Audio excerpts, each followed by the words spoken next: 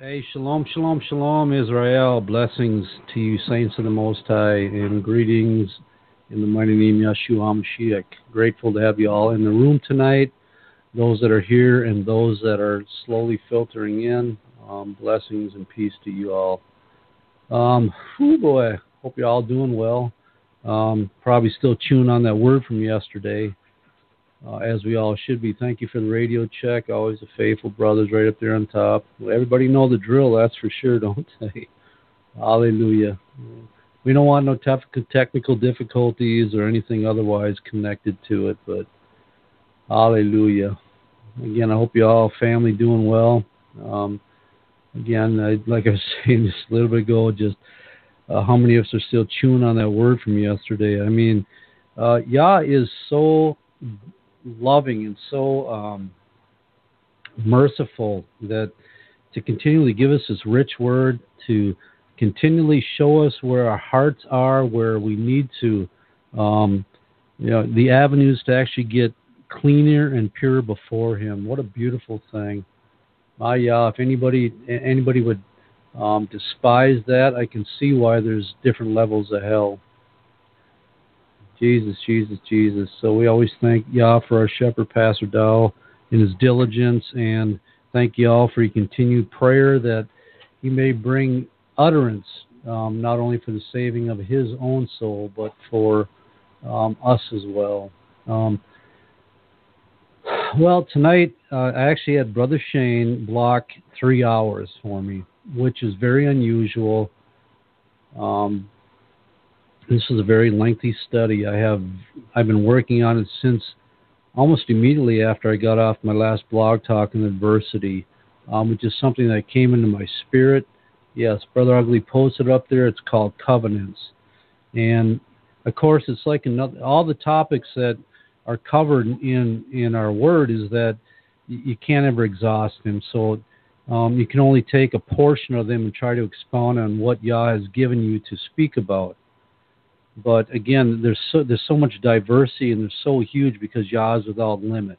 You can't limit Him. You can't limit His word. You can't limit His ability to give you what to say to the people, because again, it's just so much. But yeah, I had Brother Shane because when I was doing this, normally something this big I would break down into a couple hours, right, and split it up so I didn't wear out the patience of the saints. But for some particular reason,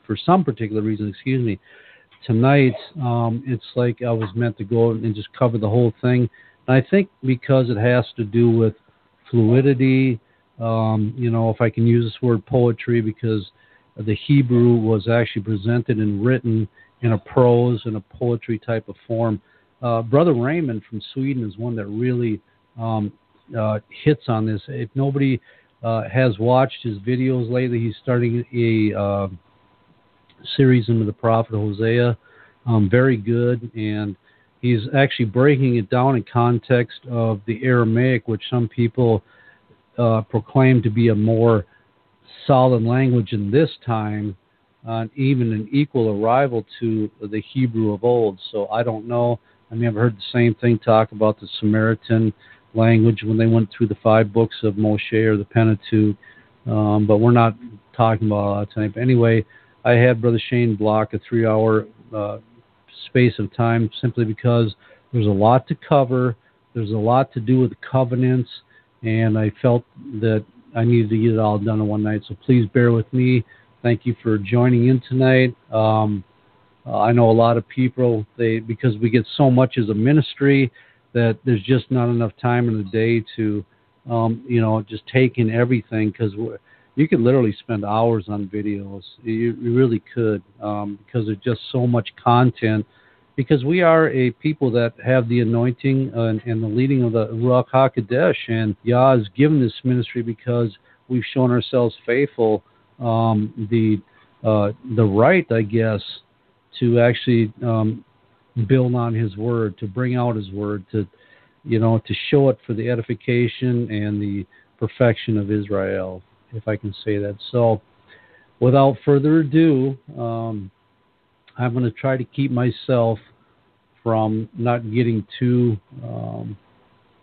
ahead of myself, as it's very difficult because there's a lot here, and it's very, what do you want to say? It's very, it keeps going back over the same type of theme all the time.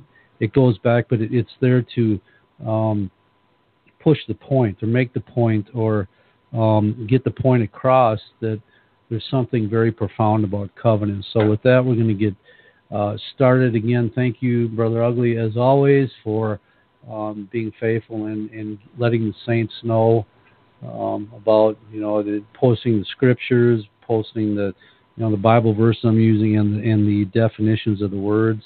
And thank you all for joining in. I'll tell you what, I'll say it again, that the Canadian saints I'll tell you what, you really all, do humble me, because y'all are absolutely incredibly right there on every broadcast, for every, you promote it, you put it out there, and that tells me that, that there's not that nobody else has it, but there's a real hunger and desire to get the word out there and to show everybody. So I appreciate that dedication and devotion, and all of you others that join in.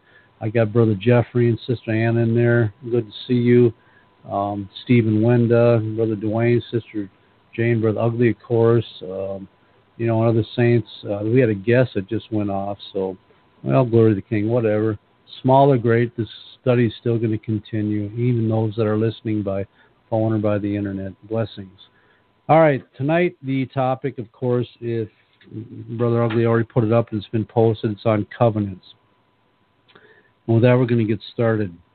In this, I'm going to try to cover different aspects. Obviously, there's many aspects, maybe biblical demonstrations of covenants and their significance, but we're going to touch on the covenants made with Israel, the covenants made with the priesthood, the covenants that are made with other nations, and the covenants that ultimately are made in the marriage aspect of things. So, all right, glory to the King. So, in my notes, Yah is all about covenants. They represent a crucial and important place in the eternal and the natural.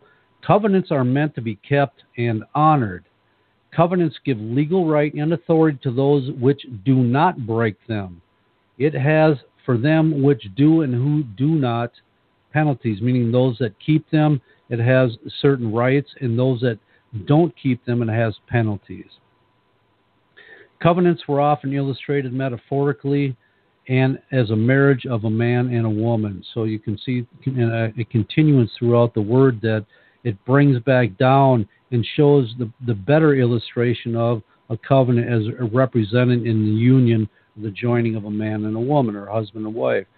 In the marriage covenant, the man will take his place as the husband, quote, husband, or master over the woman, and the woman will become the servant and helpmeet to the husband. And talking specifically about the marriage covenant, or the union. Covenants were meant to last a lifetime. They are solemn and binding. Unjustly breaking a covenant agreement, or agreeing to enter into a covenant, is paramount to betrayal. As a, quote, partner in a covenant, we are required to fulfill our roles and obligations of our agreements. All right, starting out in the scriptures, Exodus chapter 24. And it goes 24 verses 1 through 8. Verses 1 through 8. And typically I stick to the King James Version unless I say otherwise. And when we come to the definitions, those of you who have been on my blog talks before, that I will let you know if it's Strong's or Brown Driver, more specifically for Brother Ugly, so he can, post the right definitions. All right, anyway, starting out with that. And he said unto Moshe, speaking about Yah, he's talking to Moshe, come up unto the Most High, thou and Aaron, Nadab and Abihu, and the 70 elders of Israel, and worship ye afar off. And Moses alone shall come near to the Most High, but they shall not come nigh, neither shall the people go up with him. And Moses came and told all the words of the Most High. So Moses went up on the mount by himself, commandment that Yah just gave him. You come up, the rest of y'all stay down here. I'm only allowing my one man, my servant, Moses, to approach me on the mount.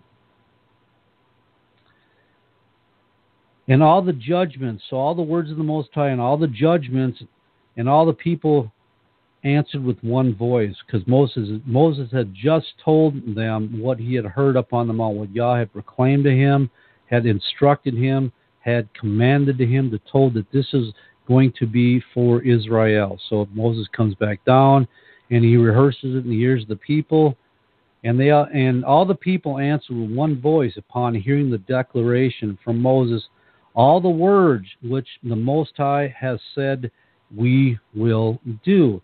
And it was at this point that the children of Israel agreed to the terms which Yahweh had placed before them by the mouth of Moses, and they entered into a covenant arrangement. At this point, they assumed the place as servants, and Yah is the master, because he is the progenitor or the originator of the covenant. Verse 4, and Moshe wrote all the words of the Most High. He actually put them in writing, the agreements that the children of Israel made. And rose up early in the morning and built an altar under the hill and 12 pillars according to the 12 tribes of Israel. And he sent young men of the children of Israel, which offered burnt offerings and sacrificed peace offerings of oxen unto the Most High. And Moses took half of the blood and put it in basins, and half of the blood he sprinkled on the altar. And he took the book of the covenant, the one that was written on the outward, the one that he received, the 2 tablets of stone. And he took the book of the covenant and he read it in the audience of the people. And they said, again, we're repeating the same thing that he just got done doing. All that the Most High has said we will do, and they made something on top of that. They also enhanced the agreement and made it, at that time, made the conviction firm.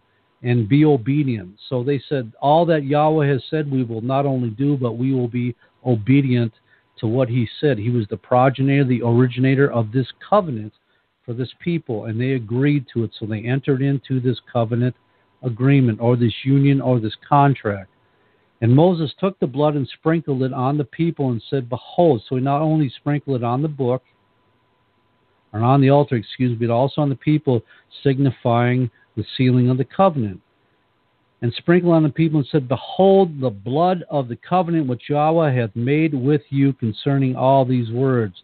So he sealed it, they're locked in, and they are obligated to do whatever it is that they were told to do, and they said yes and amen to, or amen to. All right, the word covenant, because we're talking about covenant, as described in these verses, is the Hebrew 1285. This will be in the Strong's, Brother Ugly. The Hebrew 1285, it's from the Hebrew 1262.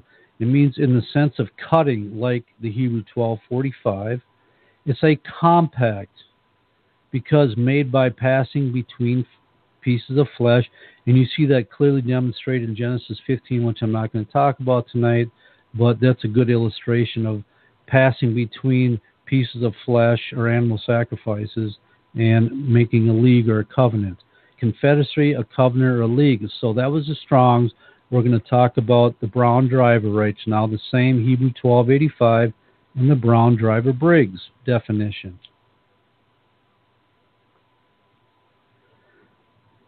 And it's the same word, the Hebrew root berith is my poor illustration, is my poor pronunciation. Berith, it's the Brown Driver, of course. It means a covenant or an alliance or a pledge. It means between men, a treaty, an alliance, a league, man to man, and other things. It's a constitution, an ordinance.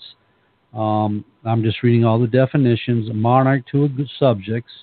So it's showing the obligation between somebody that's in a position of authority and one that's subject. Okay, it's an agreement. It's a pledge, man to man. It's an alliance of friendship. We see that in the demonstration of David and Jonathan, which I'm not going to cover, but that's just something for you to think about. It's an alliance of marriage, which is over and over and over again in the word. It's between Yah and man. It's an alliance of friendship. Again, is a covenant, divine orders with sign or pledges of phrases, covenant making, covenant keeping, and also covenant violations. So, to break all this down, that behold the blood of the covenant, or the book of the covenant, the book of the pledge, the book of the alliance, the book of the agreement, the book of the pledge, the book of the league, the book of the everything that joins these two parties together. Deuteronomy chapter 31, verses 15 through 22, 15 through 22. And unfortunately, but fortunately, when I did the study, and I normally don't do this, but in the context of what I'm talking about, whatever particular area of the Bible it is, I've included verses from other places to help break down each individual verse. I just felt it necessary and led to do so, but that's where we're at. So Deuteronomy 31:15, what I say, through 22. So we're talking about the covenants or the agreements that Yah initiated or instituted and Israel agreed with at the very not the beginning, but once they came out of Egypt and they were at Mount Sinai and they promised to do with the Most High, his deliverer, the one that took the role of the master, the father, and the husband, as we'll find out later on, as they entered into these covenants and they understood their place. They agreed to the thing that was already proclaimed, already made, and they basically signed the contract, okay? But anyway, give me 1 second.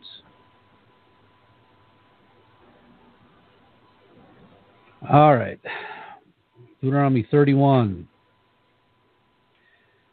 No, wait a minute. Yeah, 31, I'm sorry. Verse 15. And the Most High appeared in the tabernacle in a pillar of a cloud, and the pillar of the cloud stood over the door of the tabernacle. And the Most High said unto Moshe, Behold, thou shalt sleep with thy father. So Yah is going to tell Moshe already what's going to happen. He's going to make it known ahead of time. So Moses already has an idea of what's going to take place after his departure out of this life. And thou shalt sleep with thy fathers, and this people will rise up. Of course, they had a shepherd. They had Moshe. They had the deliverer in the flesh right with them. He was the one that was keeping them because of his holiness, his righteousness, devotion to the Most High, his heart that went fully after the Most High, his faith, kept him in that place, and it kept the people in there because they seen that he was steadfast in his position that Yah had put him in. And all you have to do is no further look than Pastor Dowell, same, and the other, Pastor Corey, and the other elders. We have and the saints that are actually righteous. They stay in their place because they have a love and a desire to serve the Most High in the capacity they need to serve Him in. And thou shalt sleep with thy fathers, and this people will rise up, and they will do this. They will go a-whoring after other Elohims or after other mighty ones of the strangers of the land. They're going to leave me, and they're going to go do something else that they already agreed not to do. Whether they go to be among them and that's very key. Whether they go to be among them, are they actually going to go? You don't even have to leave. You don't even actually physically have to do it because you can already do it in your heart. They turned back. They went for the leeks, the garlic. They wanted the things that they had just left at bondage, and they were actually doing obeisance to the other gods that were in Egypt because they were actually saying that they were provided for by them and not for the Most High. They turned allegiance that quickly. Whether they go to be among them and will forsake me. So Yah already knowing what they're going to do, telling that they're actually going to do this. He already knows what's in the heart and the mind of man.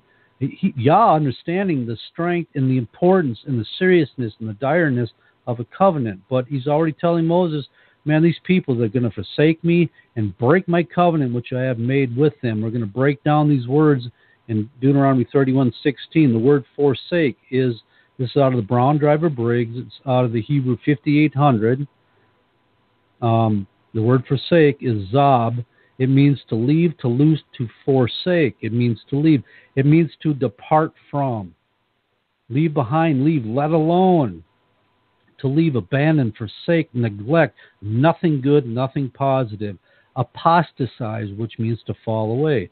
To let loose, to set free, to let go, to free, to be left to be forsaken, to be deserted. You see all these violations of the covenant when they're going to forsake the Most High. So they're going to depart from me. They're going to let me alone. They're going to forget about me, abandon me. They're going to loose themselves from me. They're going to desert me because they want to go whoring after these other gods after they already swore to enter in this covenant. And Yah holds these covenants dear. And the word break in the same structure, the same sentence, Deuteronomy 31:16, means to. It's the Hebrew 65:65. Again, Brother Paul, it's in the Brown Driver Briggs, and it means to break, to frustrate, to break, to violate, to make it ineffectual, to be broken, to shatter, to divide, to split, to crack through, to break apart. It's almost like an act of violence. All right, it's a determination that this is something that is willfully done. So he is saying that you are going to abandon me. You're going to apostatize away from me, apostatize from me. You're going to let me loose. You're going to depart. You're going to desert me and violate and break the thing that you agreed to. You're going to make it of none effect by your actions, by what you're about to partake in, because you've had a made-up mind to break it, leave it, and go out and serve other Elohims after I show myself as the master and husband of this covenant. And I agreed to it and said, this is what I'm going to do. I'm not going to break my word. You shouldn't break yours either. But here, you already told Moses they were going to do it. All right? But you all get the idea how serious this is. So he says in verse 17, then my anger shall be kindled. Why? Because they didn't count the word of the Most High serious, and they broke his covenant. So because of this, because they left their agreement, his anger is going to be kindled against them and against them in that day. And I will forsake them because they forsake me. They went against me. And now I'm going to turn the table back on them, and I'm going to forget them. And I will hide my face for them, because he knows after they figure out that they messed up by breaking this covenant, by going out and serving other Elohims, mighty ones, that they're going to come back to Yahweh. He says, no, man, they're not going to be heard of me. As the master and husband, I'm going to put you, I'm going to distance myself from you, still in this, but you've left me. You've proved to me that I am the master. I'm the one that has the authority because you left. And I will hide my face from them. They shall be devoured. And this is all the result of breaking their word to the Most High, breaking their agreement. And they shall be devoured. Many evils and troubles shall befall them, so that they shall say in that day, are not these evils come upon us, because our Yah is not among us? And I know I haven't got to the marriage thing, but something breaks in my mind that I've seen demonstrations of mostly women in this ministry leaving their husband, breaking their covenant, and leaving them and going away. And when they go back out in the world, they become victims of Satan. They become just totally abused by Satan. But here, Yah made it clear that because you broke my covenant, you're going to be devoured by many evils, and many troubles shall befall them. But the delusion is so strong that these people don't acknowledge that they're actually, because they're under strong delusion, even though that they see that the word is totally against them. Verse 18, and I will surely hide my face in that day for all the evils that they turn to other mighty ones. Now therefore write ye the song for you and teach it to the children. Something about music, all right? There's something about it when you sing something. I mean, I was talking to my wife the other day about the fact that when one of the avenues that Satan uses, I believe, especially that's why the music industry is so powerful, that when a song is sung, you can actually go back. I can go back 30 years, even 40 years, when I was in high school, and remember words of some of the rock groups and some of the songs that I really enjoyed. They get embedded in you. That's how powerful these are. So we're using the same type of approach here. So therefore write this song for you and teach it to the children of Israel. Put it in their mouths, that the song may be witness for me against the children of Israel. Yah, knowing full well that they're going to break the covenant, and because the song will come back up in their mind as a reminder. Even in that, he showed them mercy by doing it in a music form. And I know that we're not going to go there, but there's something very deep about that in music and covenants and words that you may have. See, I said I wasn't going to go on that, so I'm going to leave it be, but that's for maybe another topic. For when I shall have brought them into the land which I swear unto their fathers, that they float with milk and honey, and they shall have eaten and filled themselves, totally forsaking their obligation, and waxed fat, and then will they turn unto their other gods, and serve them, and provoke me, and break my covenant. And, these people, they forgot the seriousness of the covenant which they entered into with Yahweh, and they became lax, they became apathetic, they turned to the lust of the flesh to find pleasure and they found the satisfaction eventually giving worship to the Elohims of the Gentiles, the other nations. That is one of the major set-apart differences between the pagan gods and the one true Elohim. The gods of the nations are glorified in your flesh, but the only real Elohim and El of the Israelites is glorified in his spirit.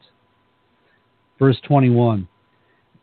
And it shall come to pass when many evils and troubles are befallen them, that this song shall testify against them as a witness, for it shall be not forgotten out of the mouths of their seed. For I know that imagination which they go about. Maybe we should institute that and start singing and bringing up, because we actually have these songs for us written in the book. Before I have brought them into the land which I swear. Maybe that's something we should incorporate in our families and read these words and rehearse them back through song and melody. Wherefore Moses therefore wrote this song the same day and taught it to the children of Israel. Psalm 111, Psalm 111, Tehillim 111, verse 9. He sent redemption unto his people. He gave them a way to buy themselves, to come them back. He opened up the ability to come back and serve him. He hath commanded his covenant forever.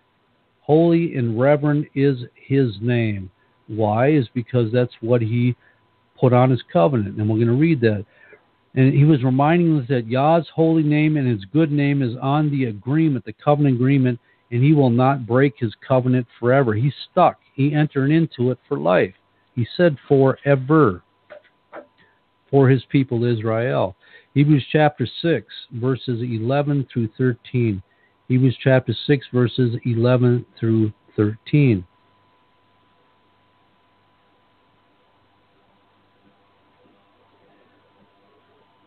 And these are the words. We desire that every one of you do show the same diligence, the same striving, the same mastery, to the full assurance of hope unto the end, the same desire, the same vision as the whole. That you be not slothful, because slothfulness is complete opposition to diligence. But followers them who through faith and patience inherit the promises. For when Yah made promise to Abraham, because he could swear by no greater, he sware by himself. He put the ultimate seal on his covenant, on his promise he made with Abraham. And you're going to find that in Genesis 15. And I don't know if I didn't go looking by the covenant in the flesh, but I know it's Genesis 15. So he actually entered into this covenant by swearing to himself. His name was in the covenant. His name was applied to the covenant. And when his name is put into it, whether he puts it in or somebody else puts it into it, they actually put themselves in position to be bound to it. Now, that's only in Israel, because the Gentiles, those of other nations, can't call upon an Elohim that is not theirs. They can't petition a Father that is not their mighty one, if I'm making sense. All right, Joshua chapter 7, verses 10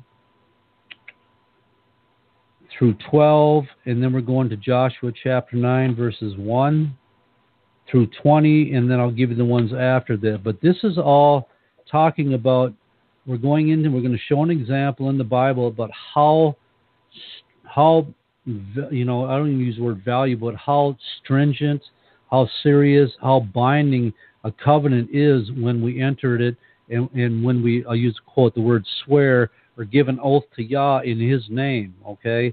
And we have a perfect illustration, demonstration of this in our word, even of those of another nation, of a Gentile nation. That's how binding it is. All right, starting at verse 10 in Joshua chapter 7. And the Most High said unto Joshua, Get thee up, wherefore liest thou thus upon thy face? And Yahweh's wait, bro, son, why are you just laying here? Man, get up. Something is going on. You need to get up, because we got. Why didn't you recognize? Why didn't you see this sword? Get up. Don't be. Where's your discernment? Where's your attention? There's something going on with my people. And so he reveals it in verse 11. Israel has sinned, and they have also transgressed. They have also rebelled against, or revolted against my covenant, against my agreement, against my alliance, against my pledge, which I commanded them, and also which they agreed with. For they have taken of the accursed thing, and have also stolen, and disassembled also, and they have put even among their own stuff. So you can see how they transgressed against, they rebelled and revolted against the covenant agreement they made with Yah. They took of the accursed thing, everything they commanded not to do, that they agreed to do, that they entered in as their place. As, say, the woman in this covenant, they had a place to stay in. They had an agreement they were supposed to keep as the wife in this, and Yah is the husband. And back then, we're going to find out that it was actually the father to the daughter, and now all of a sudden it goes both ways. We'll talk about that too. But the point is that he was the master or the authority of the covenant. They were both in agreement. They were in the position of a woman or a wife or a son. And they have taken the cursed thing, and they have also stolen, disassembled, and they have put it even among their own stuff. Therefore, again, because they breached the seriousness of this thing that they agreed to, because I stand on my word, Yah is trying to say to them, I'm not going to forsake you or leave you. I'm going to stay steadfast and sound. But again, Israel have turned their backs and gone away from my agreement. Their agreement, they agree with me. Therefore, the children of Israel could not stand before their enemies. This is a result of the transgression, or the rebelling against the covenant, but turned their backs before the enemies, because they were accursed. Neither will I be with you any more, except you destroy the accursed among you. For Yah is making it plain and simple to Joshua. You either remedy the situation, you take care of it, and get rid of the evil out of the land, and those that are willingly breaking my covenant and bringing a curse upon the whole, or I'm not going to be among you. I'm going to forsake you because of reflection on the whole as my people. Joshua chapter 9, verses 1 through, what did I say? 1 through 20. Joshua 9, 1 through 20. And it came to pass when all the kings were on this side of Jordan. Oh, man. All right. That's what I meant. Okay. We're still dealing in Joshua, but the covenant that I was talking about earlier actually started in Joshua 9. But anyway, it was all a part of Yah standing, his name. When he puts his name on something, it's as good as gold, right? It's for a lifetime.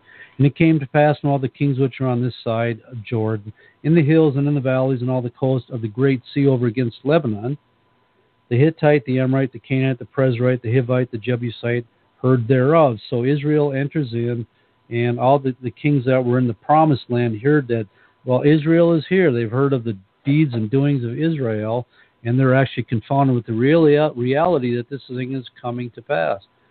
And they gathered themselves together to fight with Joshua and with Israel with one accord, man. They're going to come in a full force attack against Israel, and they, of course, are going to defend what they believe is theirs, and they're not going to let anybody have it. But they've already heard of the things that have taken place. And when the inhabitants of Gibeon heard what Joshua had done unto Jericho and to Ai, they did work wily and wait and made as if they had been ambassadors, and took old sacks upon their asses and wine bottles, old and rent and bound up. So just like all the other inhabitants of the promised land, of the land of Canaan, which they were taken back by promise that Yah had told them in a covenant with Abraham, and an agreement, this is going to be to you and your seed, or to your seed, the inhabitants of Gibeon, already knowing that the Yah of Israel, the Elohim of Israel, the mighty one of Israel, is with this people, and they're going to say, we're not going to get our asses kicked, right? Because they're going to wipe us out. I mean, we understand the situation we're faced with, so they're going to do something craftily. They're coming up with a plan for their survival. And old shoes clouded upon their feet, so they're preparing to present themselves in a certain way before the Israelites when they get there. And all the bread of their provisions was dry and moldy. I mean, they thought this thing out pretty thoroughly, right?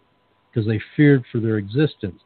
And they went to Joshua unto the camp at Gilgal, and said unto him and to the men of Israel, we be come from a far country. Now therefore make ye a league with us. So they're saying that we're not even part of the inhabitants of the land. We're not part of Canaan, because the thing that was told in the promise agreement And what Yah commanded Israel, you're going to kill everybody in the land of Canaan, right? Or they're going to be a thorn in your sides. And, of course, you're going to be disobedient to my covenant, which I commanded you to do. So they're thinking, okay, we're going to make a league with us. Just enter into an agreement, into a covenant. And the men of Israel said unto the Hivites, peradventure you dwell among us, and how shall we make a league with you? Because we don't know you. You're inhabitants of a land. They actually called them Hivites, okay, but they were supposed to destroy them. But how are we supposed to actually accomplish this, right? And they said unto Joshua, we are thy servants. So they're going to put themselves in a subservient role, thereby making Israel their masters. And Joshua said unto them, who are you, and from whence come ye? So where in the world are you come? You said you come from a far country. We want to know who you are. Who are these people that are asking us to make this agreement with? And they said unto him, from a very far country thy servants are come because of the name of Yahweh the Elohim, because we heard what mighty exploits that your mighty one has done, Yah of Israel, for we have heard of the fame of him and all that he did in Egypt. So they're recounting back of everything, the reason why they want to enter in the league of the covenant. And all that he did to the two kings of the Amorites, which were beyond Jordan, to Sihon, the king of Heshbon, and Og, the king of Bashan, which was at Ashtaroth. Wherefore our elders, so they're lifting up their learned ones, the ones that have the wisdom, the knowledge in front of the people, and they're actually saying they're coming on the direction of the elders, which maybe they were. And all the inhabitants of our country spake to us, saying, take victuals for you the journey, and go to meet them, and say unto them, we are your servants, therefore now make a league with us. This our bread we took hot out for our provision out of the houses on the day we came forth to go unto you, but now behold, it is dry and it is moldy. So they're presenting a picture, trying to present an illusion. Bottles of wine which were filled were new, and behold, they were rent, and our garments, our shoes became old by reason of a very long journey. I mean, it's all in the presentation, right? And the men took of their victuals and asked, they asked not counsel at the mouth of the Most High. They didn't bother to ask his direction. They didn't bother to, because we have these strange people, and they want to make a covenant with Israel. It's like going down to your neighbor, and he wants to make an agreement with you, and it sounds too good to be true. The first thing you say, I'll tell you what, I'll get back to you on that. Right now, I don't have a clearance to answer and seek Yah his face. Is this something we should enter into? Is there some deception working here? Because, if we entered as representatives, ambassadors of the Most High, we're actually using his name and his good name to enter into this covenant. So, of course, here, clearly they didn't seek Yah in his approval. They just went and did it on their own accord.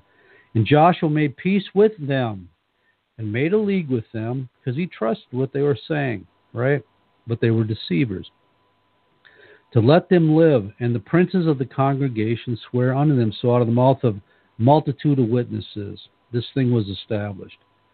And it came to pass at the end of 3 days after they had made a league with them, that they heard that they were their neighbors. All of a sudden, this information is starting to come out. And they're starting to get awareness that they've been duped. And they that dwelt among them, the very people that they were destroyed, they were actually coming to the realization that, man, what in the world did we do? And the children of Israel journeyed and came to the cities on the third day. Now their cities were Gibeon, Cheparah, Beroth, and Kirjath-jearim. That's a rough one. Okay, and verse 18, and the children of Israel smote them not. Why? After they found out the simple reason, the reason they did not go and actually exercise the command that they were told from the Most High is their agreement from the Father, is their agreement from their Elohim, simply is because the princes of the congregation had sworn unto the Gibeonites, unto them by the Most High, the Elohim of Israel, and all the congregation murmured, or they actually are pissed off against the princes because they actually dropped their guard and they entered into a covenant. But Yah, because he honors his covenants and his leagues and his agreements with, it's supposed to be just in Israel, but because his name would be blasphemed amongst the heathen, because they actually took it upon themselves to put his name into this. But all the princes of the congregation said unto the congregation, look, I know you're pissed off, you're angry at us, but we ain't got no choice. This is why, because we have sworn unto them unto our enemies by the Yeshua, the Elohim of Israel. Now therefore we may not touch him. So they invoke Yah's name, and they know not to transgress his name and blaspheme his name amongst the Gentiles. So they were committed to this thing. They had no choice, and they did all this stuff because they did not seek the Most High. So they entered into this. I mean, how many times, I don't want to get into that now, I'm trying to say that for later, about carelessly and recklessly agreeing to something even within Israel and not seeking the Most High. Again, I want to get into that now. I don't want to get off course.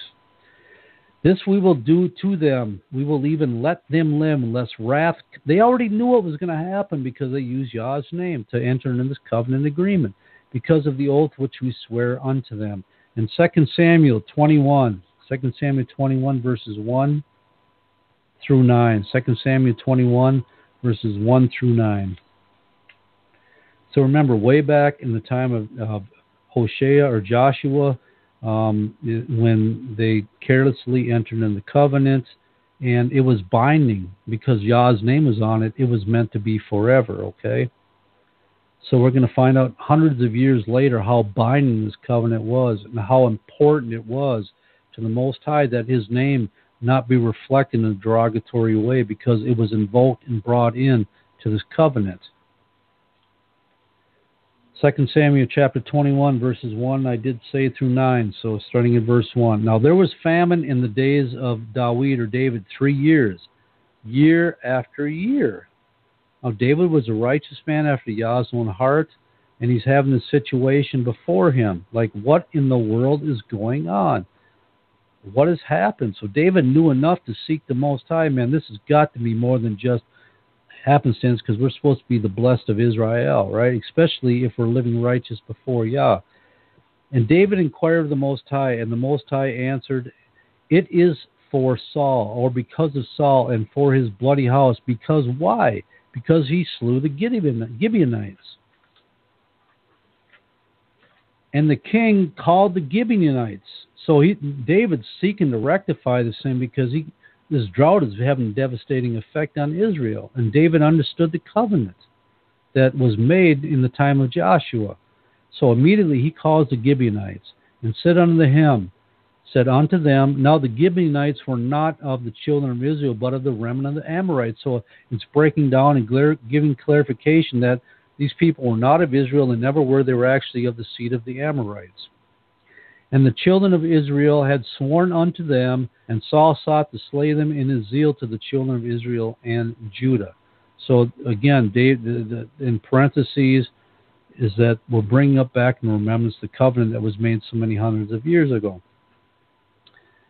Verse 3, wherefore David said unto the Gibeonites, what shall I do for you? What can I do to entreat you?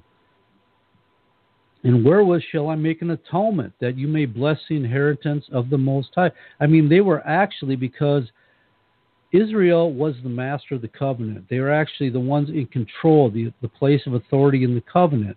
And the Gibeonites came in as servants, right? But when Israel transgressed, Gibeon was still in their place in the covenant. So now it puts Israel on the part of the servant, and Gibeon as the people of the Gibeonites on the part of the master. You see the dynamics in keeping the covenant intact. And the Gibeonites said unto him, okay, I'll tell you what, this is our solution. You come to us. We can see they already know what full well has happened. We have no silver, no gold of Saul, nor of his house. Neither for us shalt kill any man. We don't need all that stuff, right? We don't want, but we do want some redemption. You already said atonement. That's what we're looking for, some sort of redemption, because you broke the covenant agreement. What ye shall say, that will I do for you. David saying, okay, whatever it is you ask, we're going to make it happen. And they answered the king, the man that consumed us and devised against us that we should be destroyed from remaining in any of the coast of Israel. Let 7 men of his sons be delivered unto us, and we will hang them up unto the Most High in Gibeah of Saul, whom the Most High did choose. And the king said, I will give them. Okay, I'm going to do that. Absolutely, because I want this thing resolved. I understand the breach that has just happened. But the king spared Mephibosheth, the son of Jonathan, the son of Saul, Jonathan's son, because of the Most High's oath that he was between them. So again, we have a covenant entering into this thing. David swore a covenant league with Jonathan, which we're not going to cover in here, but again, he was having to honor two covenants. He couldn't turn over Mephibosheth to the Gibeonites as one of the sons to kill because he had an agreement with Jonathan. He knew it was binding. He was going to uphold it. Because of the master, because of the Elohim's oath, because of Yah's oath that he swore between them. He invoked Yah's name. So it's binding. It's eternal between David and Jonathan, the son of Saul. But the king took the two sons of Rizpah, the daughter of Ai, whom she bare unto Saul, Ermoni and Mephibosheth, must be another one, and the 5 sons of Michal, the daughter of Saul. And she brought up for Adriel the sons of Barzillai, the Mahothalite. And he delivered them unto the hands of the Gibeonites. They hanged them in the hill before the Most High, and they fell all 7 together and were put to death in the days of the harvest, in the first days, in the beginning of the barley harvest. So you can see how binding and how eternal that these covenants, how serious that these covenants are. What we're going to do is take a break. It's always the top of the hour, and I actually need to get a drink and use the bathroom. So appreciate y'all hanging in here. I'm trying to take it slow. I hope you are following the developments thus far, and we will be right back. Shalom, this is Sister Wenda. I hope that all of you are enjoying the broadcast that you're listening to right now. We appreciate each and every last one of you, our faithful listeners and supporters of the Straitway Truth radio broadcast. We try to make sure that we do our due diligence and do our best to ensure that you have the best broadcast as well as the truth coming to you in the hour that we're living in right now. If you would like to help us in this endeavor, your offering will be greatly appreciated in the work of the ministry of the Most High Yah. Our mailing address for your gift, offering, or letter of support is Charles Dowell Jr. That's Charles Dowell Jr. And Dowell is spelled Dowell. 506 Ellington Drive. Ellington is spelled Ellington.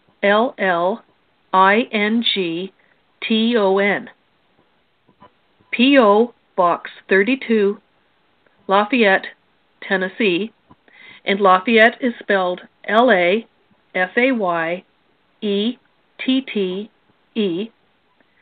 37083. Again, our mailing address is Charles Dowell Jr., 506 Ellington Drive, P.O. Box 32, Lafayette, Tennessee, 37083. If you would like to contact us by way of phone, the country code is 1, area code 615-688-3025.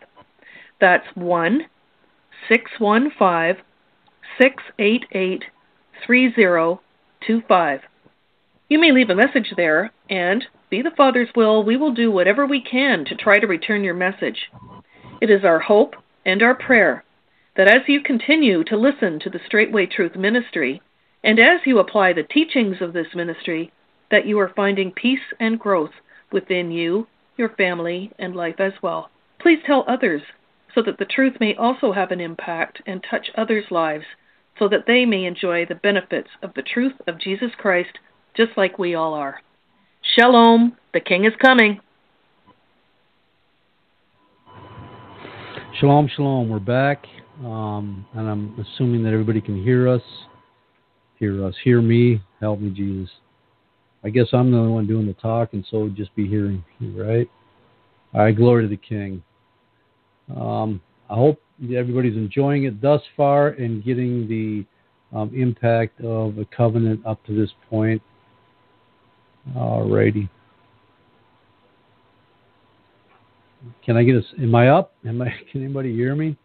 because I'm not getting nothing from the chat board.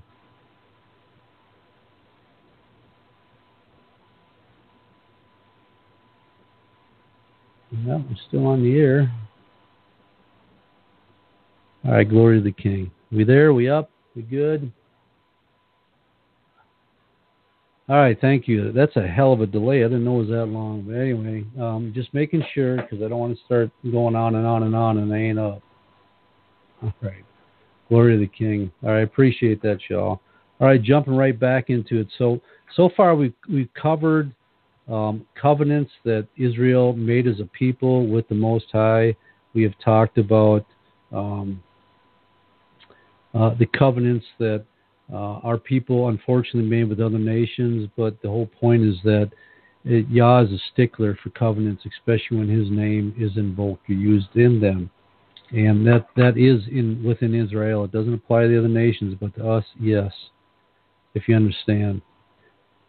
All right, Ezekiel chapter 16, verses 1 through 8. Ezekiel 16, 1 through 8. Now we're kind of entering into the marriage covenant a little bit. And that's going to be a whole lot more of what we're talking about towards the end of this. Ezekiel chapter 16, verse 1. And again, the word, this is in the Scriptures version, Brother Ugly, so just throw it out there. This is Ezekiel 16, 1 through, again, I think I said 8 in the Scriptures version. Yes, 1 through 8 in the Scriptures version. And the word of the Most High, Yahweh, came unto me. So Ezekiel is saying that the Yah's putting His word in me. It came unto me, and it's being revealed to me. Son of man, make known to Jerusalem her abominations of Jerusalem. There's a difference of opinion about that, either the city or the people in the city or the nation of Israel. However, but the point is that what we're going to bring out in these verses.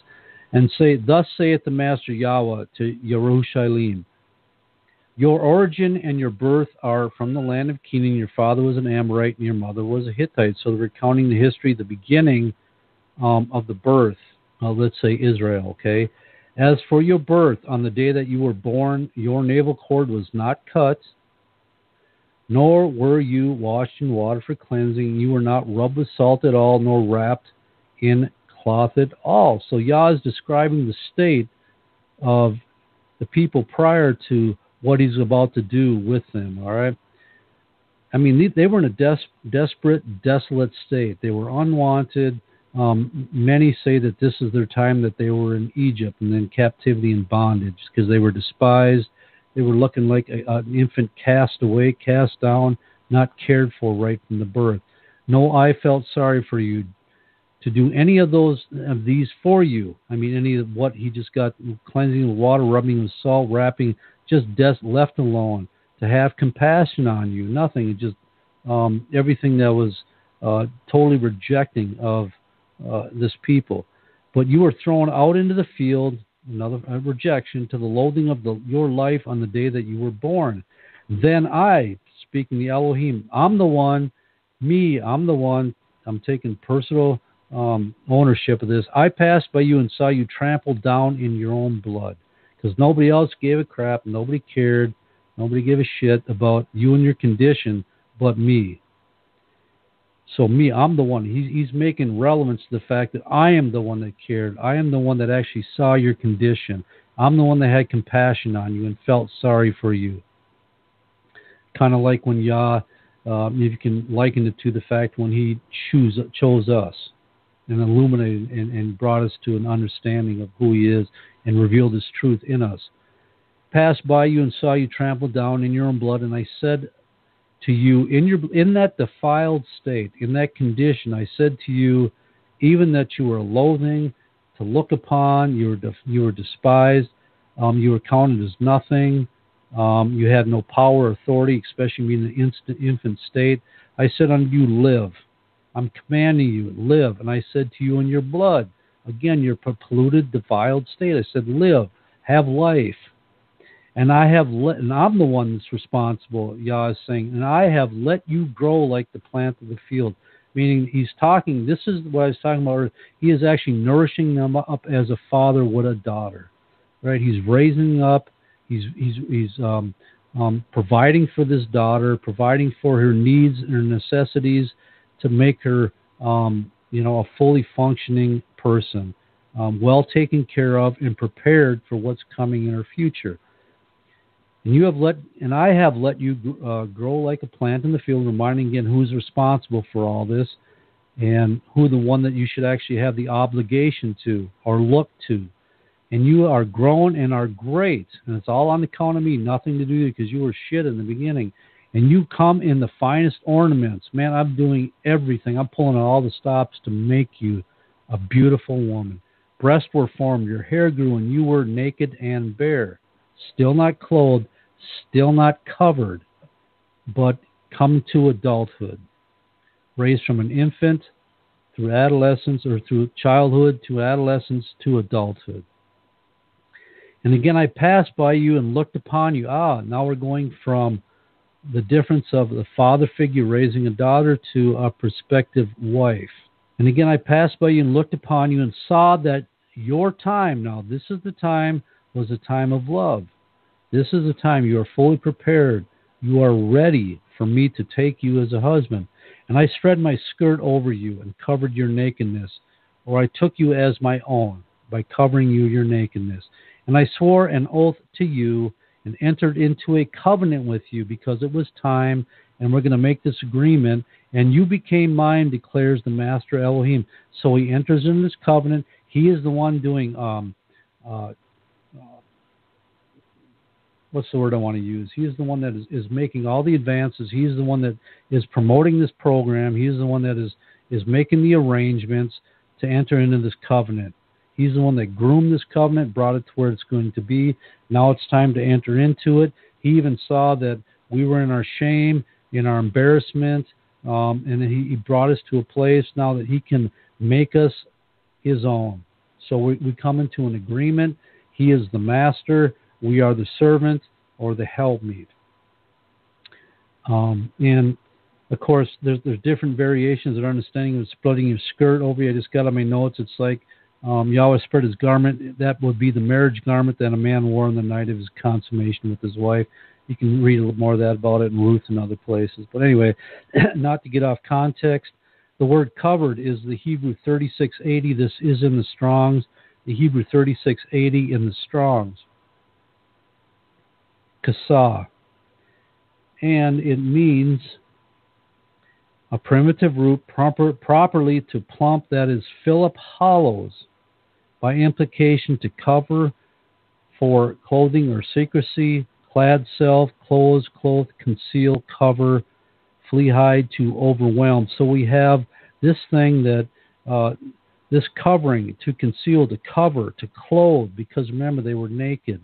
They were, which you would look behind the word nakedness, it actually is the same Hebrew word that is in Deuteronomy 24, verse 1. It's implying pudenda, nakedness, shame, some type of disgrace. So Yahweh did that for his people. He covered them. And interestingly enough, the definition says fill up the hollows, which is very reminiscent of the man, the rib coming out of the man. So the man, almost by default, would be missing the that was taken from him and formed the woman. So now he has a missing rib, or he has a hollow in that place. All right, and that's just my opinion, but we'll leave it at that. But anyway, it's to conceal and to cover the nakedness. And the word nakedness is the Hebrew 6172, the word irvah, Brown Driver Briggs definition, Brother Ugly. It means nakedness, like I just said, nudity, shame, or pudenda, which is the female genitalia. Pudenda implying shameful exposure, nakedness of a thing, indecency, improper behavior, exposed, undefended. Very good word, undefended. Because a husband job, their master's jobs provide security and assurance for their wives or their women.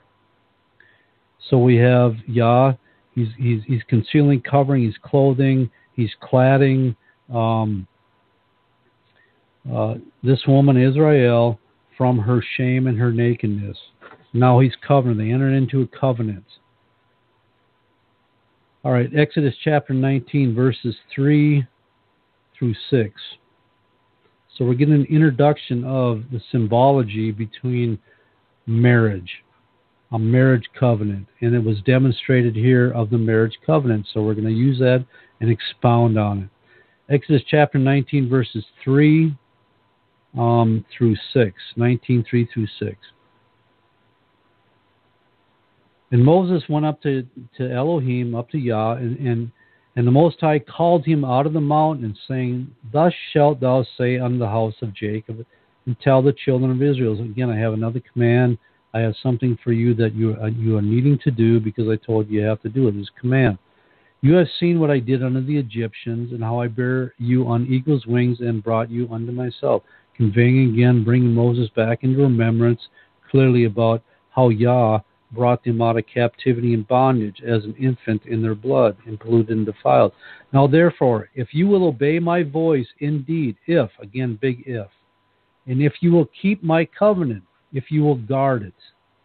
But again, Moses is going to convey this in the ears of the people, and Yah is reiterating the importance of it to him.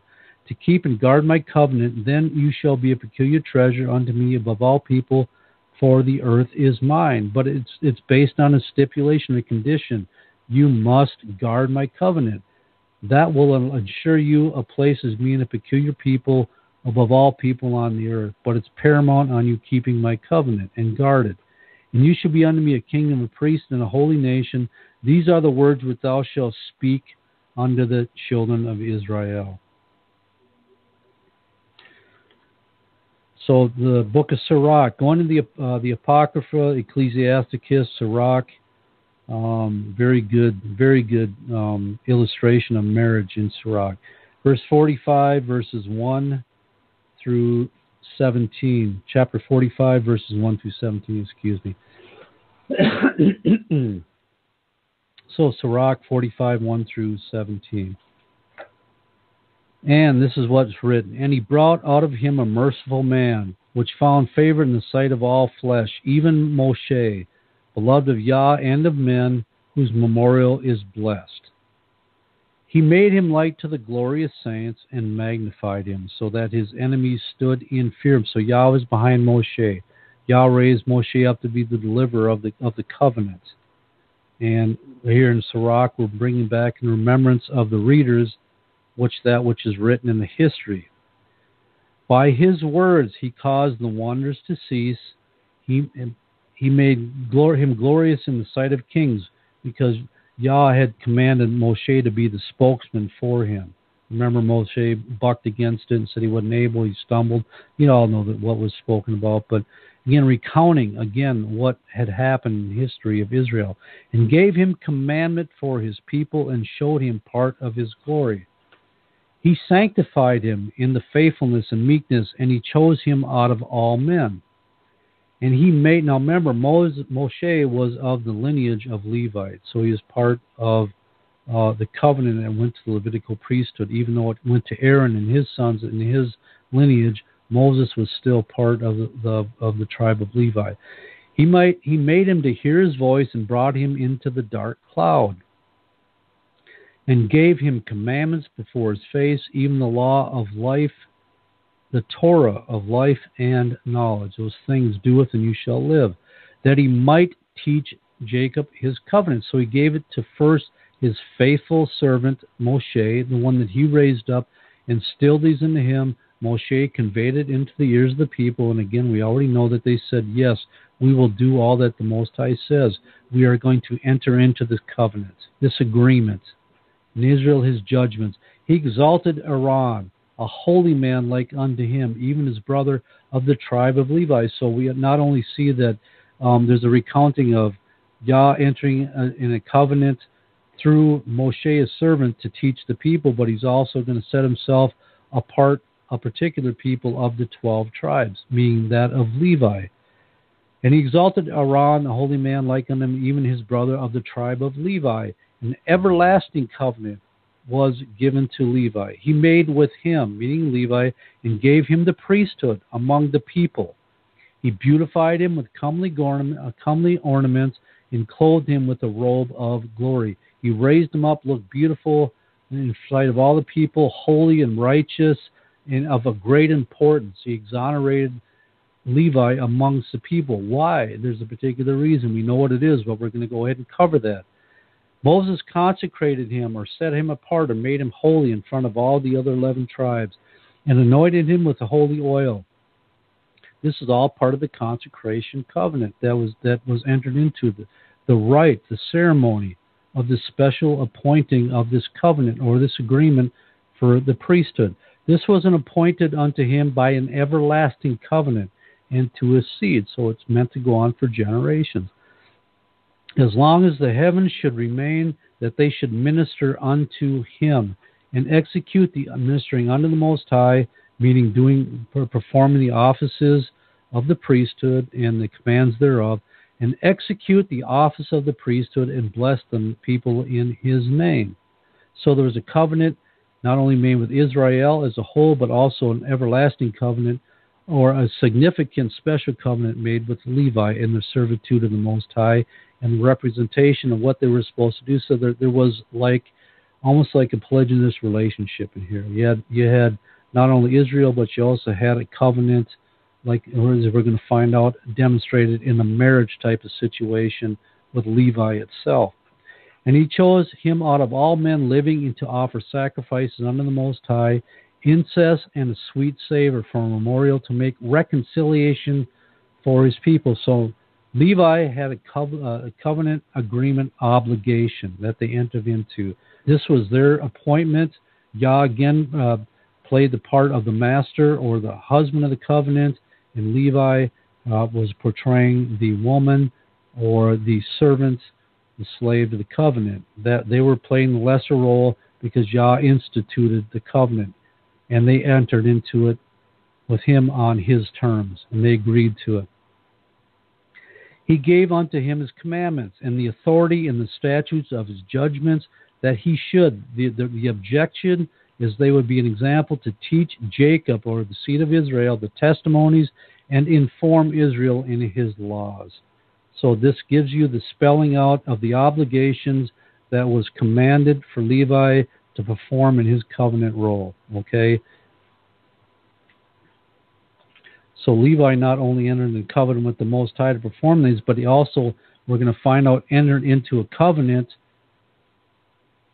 based on the Torah and the aspects of the Torah and what it meant to be in, righteously upholding the commandments for Israel. All right, Malachi chapter 2, verses 1.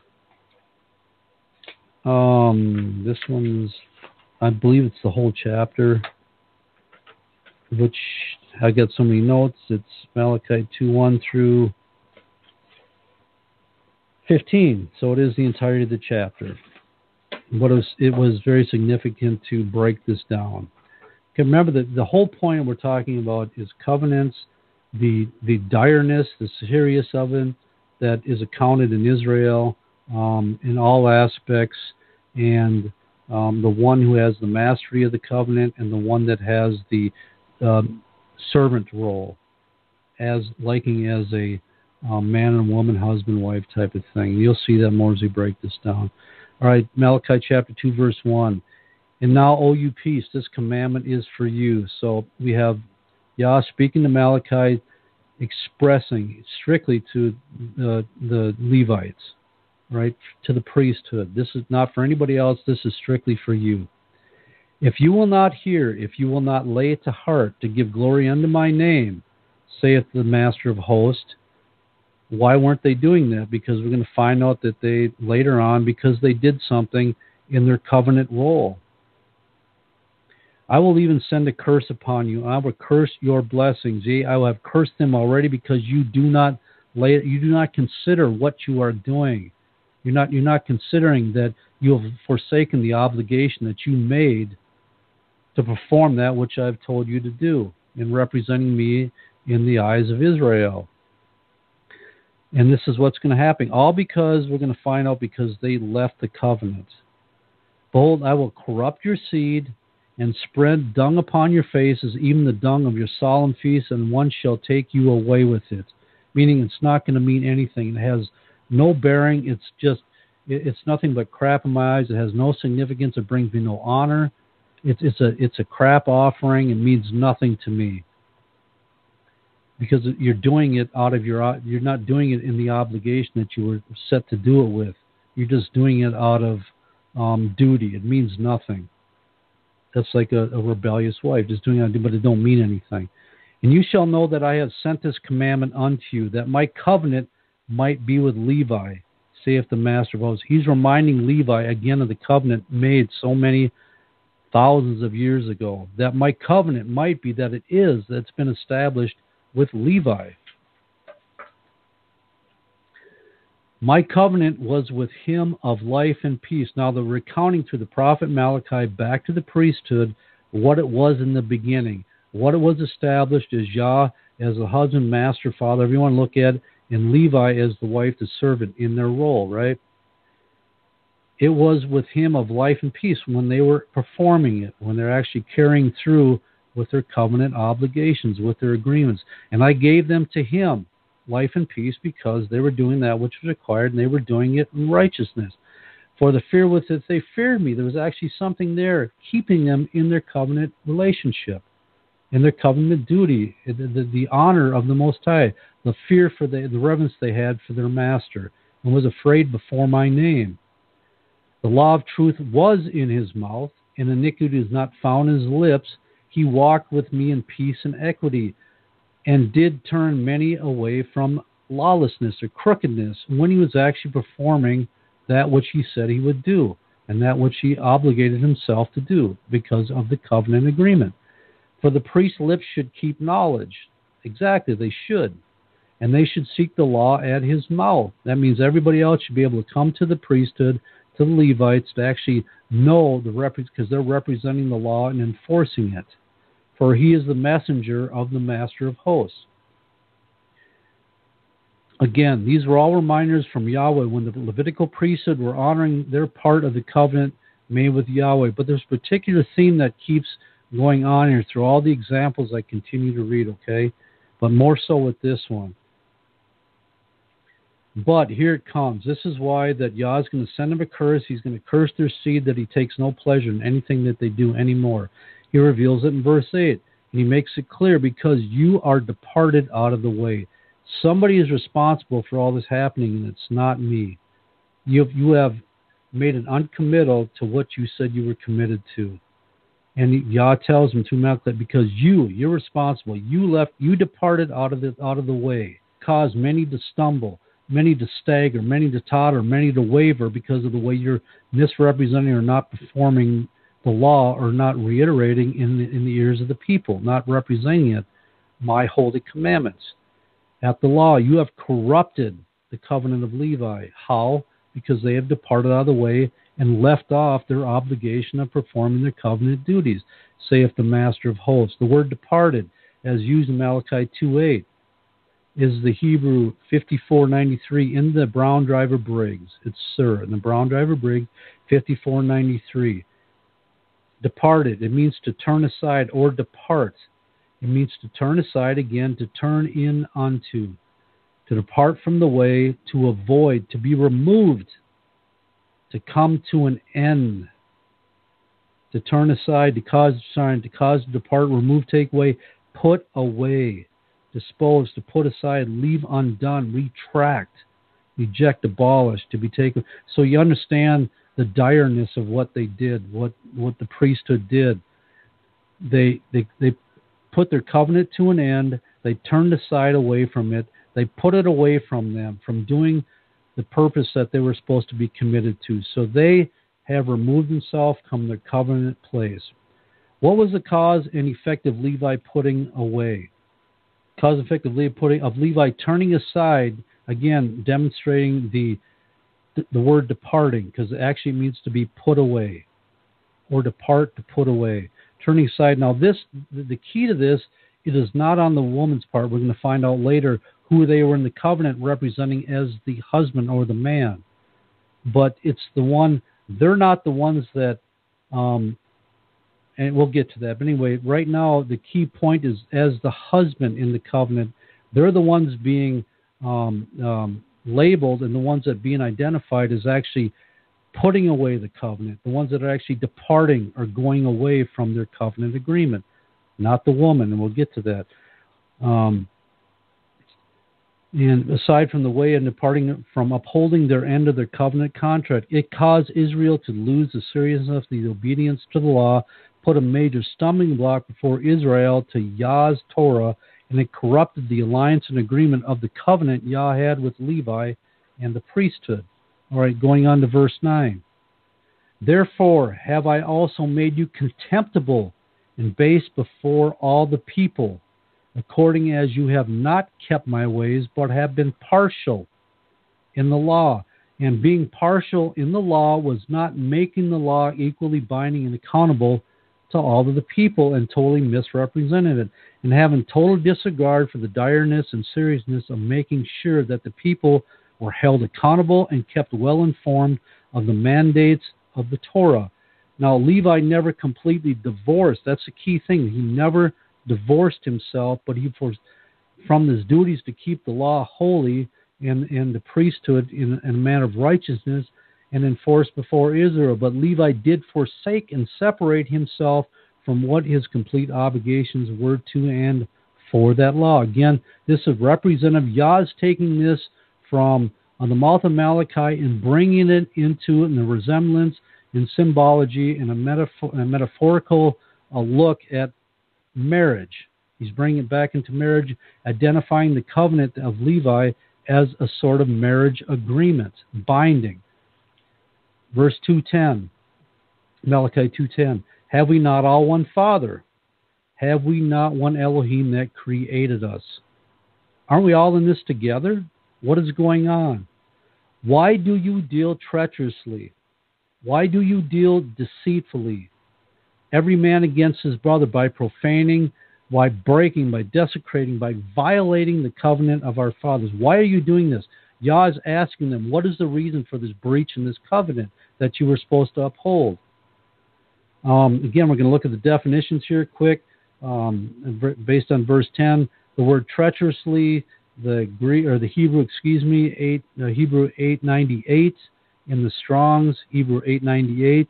Understanding behind the word treacherously, cover.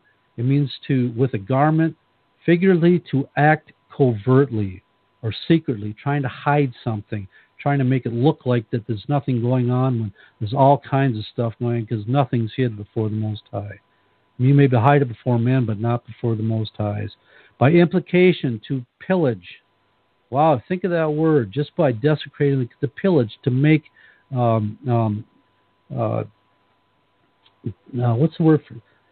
Actually, to steal and to terrorize, to make ruin. Deal deceitfully, treacherously, unfaithfully. So that's what the word treacherously means. It actually means to be unfaithful. Again, we're talking about covenants.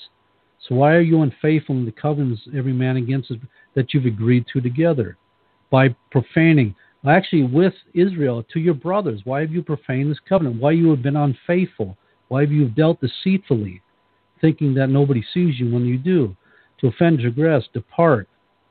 And the word profane, I'm going to have it here in the Strong's and in the Braun Driver Briggs, the Hebrew 2490, Kalal. Again, the word profane, whereas we're actually trying to bring out greater details and definitions behind Malachi 2:10. It means properly to bore, that is to wound. Wow. So you are going to wound, to dissolve by profaning. To profane, a person, place, to break one's word, to begin as an opening wedge, demonstratively, and all the rest of the definition that is just repetitive, right? So far we have by, you're going to deal deceitfully, unfaithfully, treacherously, by departing against his covenant, and by against your brother, for your brother, by breaking, by wounding, by dissolving that which you were required to do. You're breaking one's word, your obligation. The word profane, again, in the Braun Driver Briggs, as I said, we're going to cover both, means to defile, to pollute, to desecrate, Nothing good, nothing honorable. Everything is evil and wicked. To profane oneself, to defile and pollute oneself ritually, sexually, be polluted, be defiled. To profane, to make common, defile, pollute, to violate the honor of, to dishonor. This is all happening because of what Levi is doing. All right, this is everything that he's doing. This is the end result of him violating something that he should be upholding to the highest regard, because Yah's name is on it. To violate a covenant, to treat as common, nothing is poo-poo, right? It's just poo-poo, don't mean nothing. To profane the name of Yah, to be profane, to begin, to be begun, to wound, to pierce, to be slain, to be wound, pierced, and Brown's always gives a very long list of definitions. But anyway, you understand the implication of what Levi done.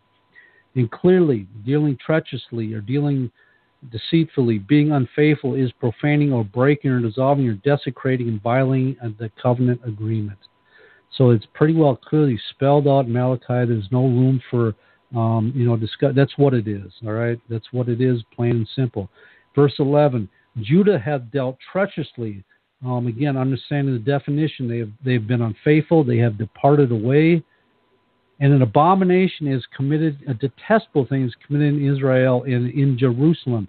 For why? Because this is the reason. Judah hath profaned the holiness of Yahweh, which he loved, and have married. How did he do this? What did he do to profane the holiness? How did he violate his relationship with the Most High? How did he do this? How did he desecrate it? How did he break it and wound it? Because he married the daughter of a strange Elohim. He forsook his husband of the covenant and went and married and got joined to another. Okay? And he was covered and he left and went and committed idolatry with those and served another Elohim. And why is all this happening? Everything we just read. Because those that were required to keep their part of their covenant agreement to enforce and teach the Torah of Yah to his people, Israel and Judah, violated and betrayed his covenant agreement as a wife might do against her husband and entered into an adulterous relationship. Judah had effectively blasphemed the name of Yah among the other nations by his act of infidelity, simply by removing himself from the covenant. All right, Malachi 2:12, and the Most High will cut off the man that doeth this. This is how serious he is about anybody that violates their covenant agreement. The master and the scholar out of the tabernacles of Jacob, him that offered an offering unto the master of armies, the master of hosts. The word cut off is the Hebrew 3772, karath. Again, that's going to be out of the Strongs. So we're talking about what it means to cut off the man that actually violates the covenant. And then keep in mind the covenant agreement. And here it means to destroy or consume, specifically to a covenant. So they're making specifics that this is actually what it's relating to. That is, make an alliance or bargain, and originally going back to cutting flesh and passing between the pieces, all lining up with covenants that we've seen between Abraham and Yah. And I'm going to put something else on you here in a minute. And there's some other definitions. Be chewed, covenant, cut, destroy, fall, fell, or be freed. Hugh, you get the implication. All right, verse 13. And this have you done, covering the altering of Yah with tears, with weeping, and with crying out, insomuch that you regardeth not any offering any more, or receiveth it with goodwill at your hands. All acts of false repentance and false humility that to what was being done again, to what they were doing, is what is being done again. You know, Israel committed to it, broke it. They come back again and try to receive Yah back, understanding that once the word was delivered to them, they were put in hardship. All of a sudden it came back to remembrance, and they would repent and cry out. Verse 14. What ye say, wherefore? How come this is happening? They're trying to say, and they're trying to act innocent, man. The priesthood, the Levites. What is all going on here? Why in the world, Yah, all these hardships coming upon us in your anger? Because Yahweh had been a witness between thee and the wife of thy youth. So he's reminding them, telling them what you did, against whom thou hast treacherously. Yet is she thy companion and the wife of thy covenant, the wife of one's youth, a man's first wife, right? So Yah brings him back to the voice of Malachi saying, this is the reason for all this stuff. So all of a sudden he's declaring, metaphorically, in symbology, the importance of a covenant based on, he's using the marriage covenant. Because, as we're going to find out, that was established from the beginning. What better to use? But what he is demonstrating, what he is saying here, is he's portraying Levi, the priesthood, in the role of the man. And the woman, the law, the Torah, the keeping of Yah's commandments for Israel in their duty as Levitical priesthood, she is still in her place. She remained in her place. She has not moved. She's been steadfast, right? So he's bringing out against the husband. You are the one that's in violation of this covenant. You are the one that has departed out of the way and put away this woman that you were supposed to be overseeing, taking care of, that you're supposed to be the master over, okay? In Malachi 2:15, which to me, after we read it, I think the order of the sentencing here is kind of goofy, but I don't know. I'm not going to say add to or take away, but it just, it makes better sense when it's written a certain way, but you'll see. And it says, and did not he, Yahweh, make one joined together? That means, did not he, meaning Yahweh, he made one, or meaning that he joined together in one Levi and his covenant promises, yet had he the residue of the Spirit, and wherefore why one? See, that's what I mean, it's kind of goofy, but it should have been, and did he not, Yahweh, make one, and wherefore why one? Okay, what's the reason he made one for and joined them together in one, as in one flesh, as in representing the marriage covenant, joined together in one covenant, that he might seek a godly seed. This is the reason why. That he hadn't joined, to get a godly, to get through the lineage down through all of Israel, because they would continually be taught by a just priesthood that in the beginning had life, had light, actually represented the covenant in righteousness, had a fear of the Most High. That would produce the godly seed, because they would always enforce and repeat in the ears of the people that which Yah commanded for his people Israel. Therefore, take heed or guard your spirit. Be sober to your ways, your conduct, your representation of me, and let none of you deal treacherously. Don't let any of you, again, in the role of a male, that's how he addressed Levi, being deceitful, don't be unfaithful against the wife of his youth. So he said, it's on you, man. This is what you've done. She's still in her covenant place. You are the one that's bucking and trying to get out of this thing, all right? Don't look at the woman. This is your problem, man. And did he not make one? The prophet is reminding the priest of the foundational union and responsibility they have to the covenant agreement by, again, bringing them back to the very beginning of creation. He's bringing to the prophet Malachi, showing them which was established in the beginning, when a man and his woman were faithful to each other, and that for life. Malachi 2:16, for the Most High, Yahweh the Elohim of Israel, saith that he hateth the putting away. For one covereth violent with his garment, for the master of hosts. Therefore take heed to your spirit, again, guard it, that you deal not treacherously, you don't be unfaithful, you don't be deceitful in what you're supposed to uphold in your covenant obligation. Now, does or is the prophet implying in this verse that the putting away is paramount to violence or an act of cruelty, as we saw earlier, that is treacherous, an act of cruelty, injustice, or unrighteousness against one's marriage covenant? The prophet is stating that Levi cannot hide from the face of the Most High what they had done to their covenant agreement. If this is the case, and I believe it is, then this should convey to our minds just how serious and important that covenants are to our Elohim. And the word putting away, we're going to read that. The word putting away, as it is in Malachi 2:16 in the Hebrew, in the Strong's, the Hebrew 79:71, it means, it's shalak, it means to send away, or to, in a great variety of applications, wise, appoint, bring, on the way, cast away, conduct, to forsake. to grow along, to lay, to leave, to let depart, to push away, to reach forth, send away. So again, staying in context, which is very important. In the book of Malachi, we see right away earlier, well, Yah, through the prophet Malachi, said, you, Levi, are the one that departed the way. You have dealt treacherously. You are the one that has departed from the covenant, not the woman, you. So when we're talking about the putting away here, it actually reflects a dual type of role. Now, a lot of times we hear that, when women are put away, all right? And I understand I'm going to get to that too, but here the context is on the man. It's on him breaking the covenant. Now, he didn't put the woman away physically or send her out of the house or any such manner of thing, but he is the one that departed out of his covenant place. She remained in it. She didn't leave it. Big difference.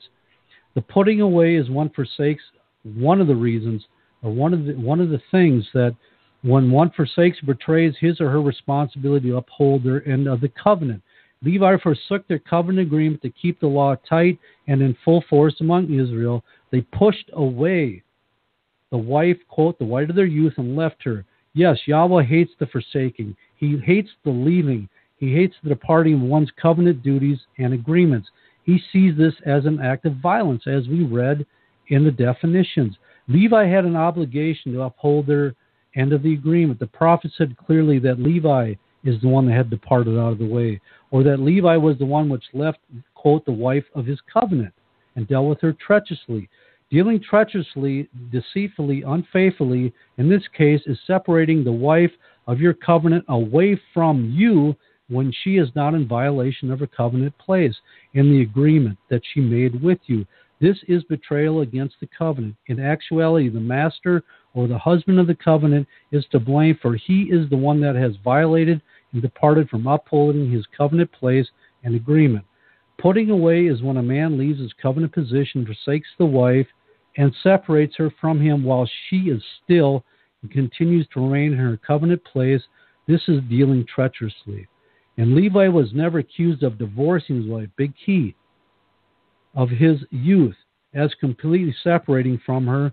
And we know this because of the partiality that was mentioned and demonstrated on Levi's part, meaning he remained with her, or in better words, the Torah, but he did not fully support and fully commit to his duties of keeping his covenant agreement with Yah. And of course, there's also instances where men whose wives have broken their covenant agreement with their masters were released and removed from their master's house without receiving a bill of divorce. We also understand in that terms that when it's a woman breaking her covenant agreement, that she's put out, and she's put out justly because she does. But if she's put out when she hasn't done anything and remained in her covenant agreement, this is very unjust, and we're going to get to that too. And this was done towards the woman from issues of spite, anger, bitterness on her husband's part, done to punish this woman for bringing shame to her master's house. His name, still talking about a man that's in an unjust way, breaking his covenant, but separating his wife away from him for no reason at all. But the context and focus is Malachi is on the unjust betrayal of the man to his covenant wife. All right, going to the book of Sirach.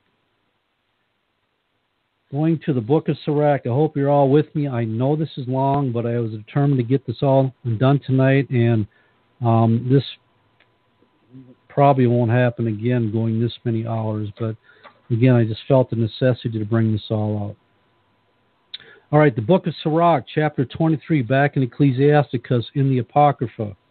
Again, building on what we just read in Malachi and all the other places about the direness and the complications and the punishment and the curses and everything else that comes because of unjustly departing from the covenant. All right, Sirach, verse 20, chapter 23, starting at verse 18. I think I did say through, I hope I did, through 27, 23 through 27, in the Apocrypha Ecclesiasticus.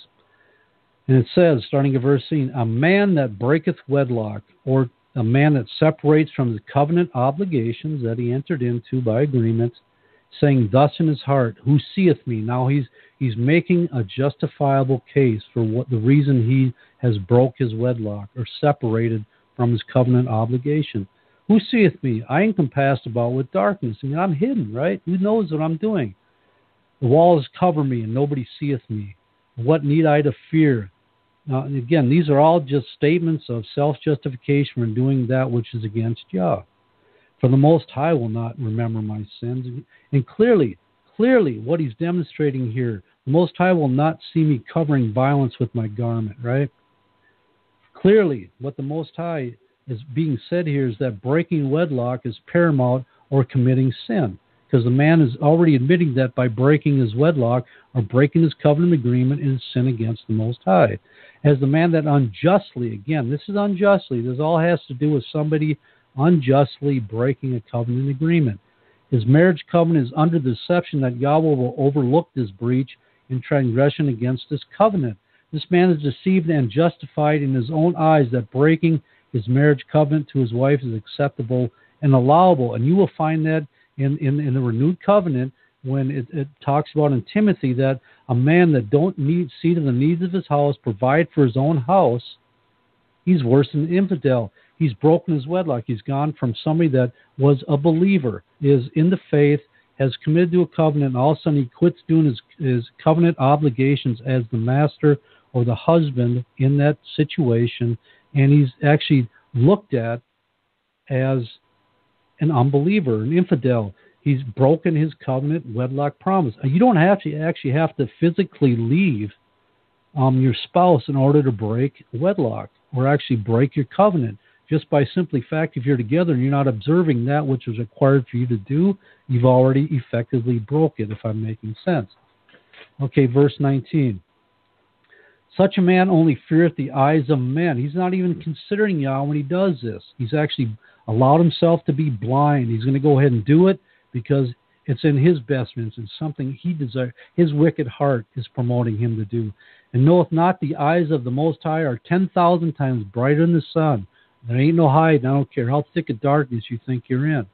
Beholding all the ways of men and considering the most secret parts. He knew all things ever were created.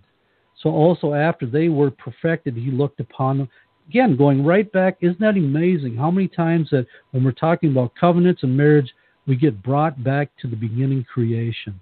It's so many times expounded on in here, and there's a significance to always going back to the time of creation when Yah created man his own image and the wife or the woman he created out of the man. The writer in Sirach, again, I just said that, and going back to the beginning, some of my notes. And it says, this is the end of the man that breaketh wedlock or breaketh his covenant unjustly, has no reason. He made a commitment and agreement. This is going to be, he's going to get punished again, as we see so many times illustrated in the Word, as we just read tonight. Some big hammer's coming down, and you're going to pay the price because Yah honors the covenants so much that breaking them causes a backlash. This why it is so dire and so important. You know, we have plenty of brothers and sisters in the ministry. They have a desire to get married. He that findeth a wife findeth a good thing. I understand women want to be covered. They want security. They want a sound Israelite man to be over them. But understanding what you're about to enter into in the direness and the seriousness as it stands before the Most High, you better consider greatly and be sound and not deceived in your heart for the reasons that you want to establish a covenant. Okay, it says, this man shall be punished in the streets of the city, and where he suspecteth it not, he shall be taken. He ain't even going to know him. This is going to come upon, his punishment is just going to show up in the midst of nowhere, all right? And he's going to be taken by surprise because all the time he was deceiving himself, saying that Yah's not seeing what I'm doing, but I am forsaking what I'm obligated to do. Thus shall also, so now we're turning the table in Sirach. We left off the husband, the crap he pulled. Now we're going to talk about the woman and the crap that she's about to pull, leaving her covenant place. Thus shall it also go with the wife that leaveth her husband and bringeth in an heir by another, that she also shall be punished in the streets, just as the unfaithful man that broke his covenants. That's my notes. That's what's going to happen because of the fact that thus shall it go also with his wife. She's going to meet the same fate as the man that broke the covenant. This also is going to fall on her. It's punishment. For first, it's going to break it down. These are the reasons she's going to be punished. For first, most significantly and most importantly, is because she has disobeyed the law of the Most High. And the law being established right in the beginning of creation. We're going to go back and show that. This is the law of the Most High. Wife, you join a covenant agreement with your husband, you're supposed to remain in that covenant. She had disobeyed the law of the Most High. And secondly, this is the second trespass, not the first. It's in order here. She had trespassed against her own husband, against her master, the one that's in his right way, the master of the covenant. And she is a servant. She had played the whore in adultery and brought children by another man. Again, in order of transgression, the first thing is that this woman has disobeyed the law of the Most High. And there's a lot of other things and nuances that we could talk about in here. The fact of the matter is that flat out just leaving her husband and not breaking the covenant, not even bringing Aaron by another, is punishable by, whatever. She being cut off and being destitute because she broke the covenant. Then the man is lawfully, in the precept of the Most High, give her a bill of divorce. But this even goes on other. She is obeyed first, and secondly, she shall be punished. I mean, her punishment should be by death. We're still going with the law, right? So it's even going to exceed that probably of the man. She shall be brought under the congregation, so it's going to explain what's going to happen to her. Inquisition shall be made of her children. They're going to ask the children, they're going to question them. So my question again, this almost looks like it's not following Torah, because this was written before the renewed covenant came, before Paul's words, before Messiah's words, but it says she's going to be brought for the congregation on a multitude or more witness. I understand all that, but the children are going to be asked for whatever reason, but under the Torah, she should have been automatically stoned because it's evident she played the whore. She committed harlotry. She committed adultery against her husband. But here she's brought to the congregation. Okay, anyway, her children shall not take root, obviously because the curse passed on to her for what she did. She broke the covenant, cursed her family. And her branches shall bring forth no fruit. She shall leave her memory to be cursed. Her reproach shall not be blotted out. So implying that she was put to death, at least to me. And they that remain shall know that there is nothing better than the fear of the Most High, and that there is nothing sweeter than to take heed unto the commandments of the Most High. Again, this all has to do with covenants and the direness of staying in them. Ooh, boy, we're chugging along, huh? I hope I'm not wearing you out, wearing out the patience. Glory to the King. All right, we're going to Matthew chapter 19. And it's going to be Matthew 19, chapter 19, verses 3 through 10. And here we're going to have a lot of digressions, okay? We're going to try to expound on what's being written here. One thing about Matthew 19, it's for a lot of people very controversial in a way that it almost looks as though it doesn't belong. It almost looks as though, but I'm not brave enough to say that it doesn't belong there. I'm not brave enough to say that it was something that was brought in to promote an idea outside of the nation of Israel. I just can't. I actually truly believe that what Yeshua recited here that was written down were his words.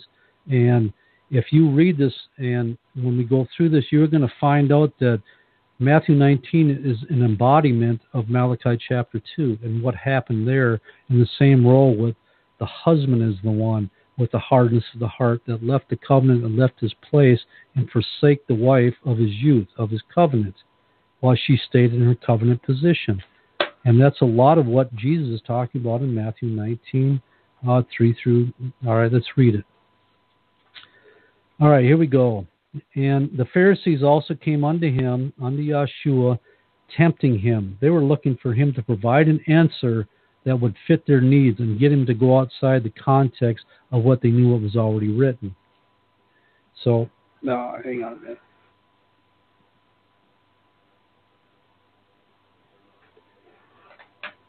And they say unto him, so they're looking to provoke him for an answer. They're trying to challenge the King of Kings, Yahweh manifest in the flesh.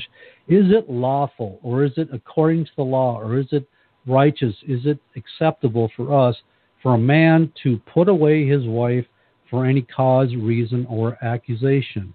That's what it is. For every or any cause, meaning every reason or accusation. They want an answer. All right, we're going to look up the word behind putting away because I think it is my belief that the word putting away in Matthew 19, just me, this is my opinion, appearing to go both ways, which it very well could be. The implication is it could be good ways, not necessarily divorce, but putting away, meaning that abandoning the relationship, but not definitely cutting it off, okay? But we're going to read in this a little bit more and expound on this and try to make a little bit more headway with this. And again, I actually believe that this is a very good illustration, again, what Yeshua was talking about, which was covered, we just covered in Malachi chapter 2. All right, the word putting away, as in releasing a woman from the covenant of marriage by the means of a bill of divorce. All right, and we're going to find out why that when the scribes asked this reason, the Pharisees said, is it lawful for a man to put away? And Jesus is going to expound on this and bring it up even more.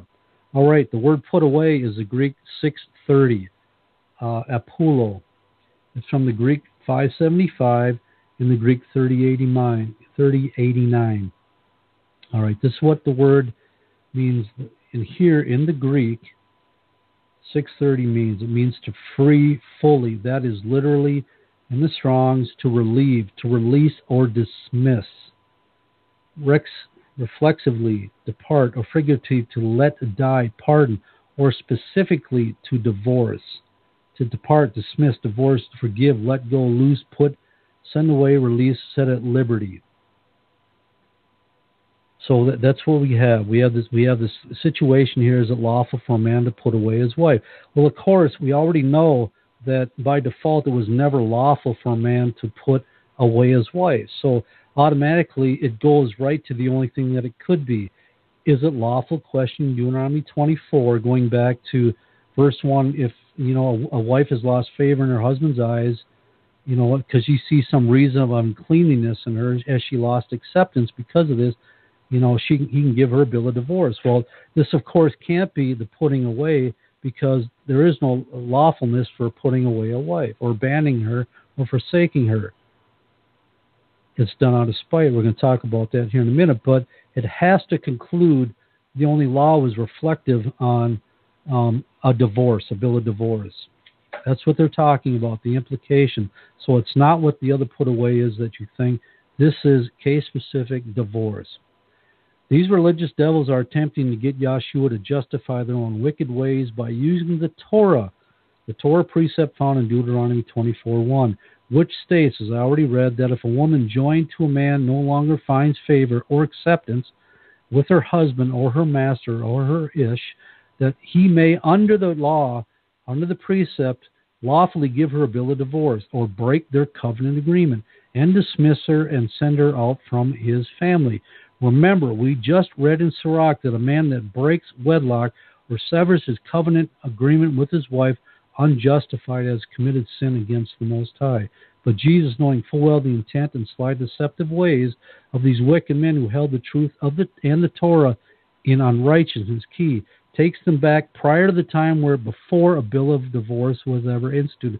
So like every time Yeshua is dealing with these unrighteous scribes and Pharisees, these vipers, these foxes, these den of thieves, these ones that were actually serving their father the devil, as we read in John 8, he always takes them back and he asks a question or reminds them of something that's already been written, because obviously they are forsaking to remember. They're not bringing that back into account, or they just actually don't even realize the delusion they're in and they can't see. So he is bringing this back against them.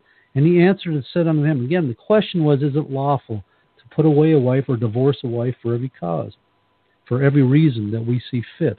Because the law says we can do it. Because we found some measure of uncleanness, whatever it is, we got any reason according to Yah to use his name to do this sin.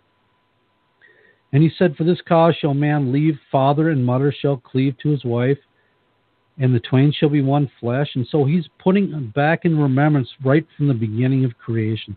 He's removing them back before the Torah law, for the precept of a bill of divorce, and he's bringing them back right to the very beginning, where he established the man as being the master or the covenant owner of the relationship, and the wife entering in, joining, cleaving himself to his wife. She enters in, they become one flesh, and she becomes the servant or the helpmeet to the man.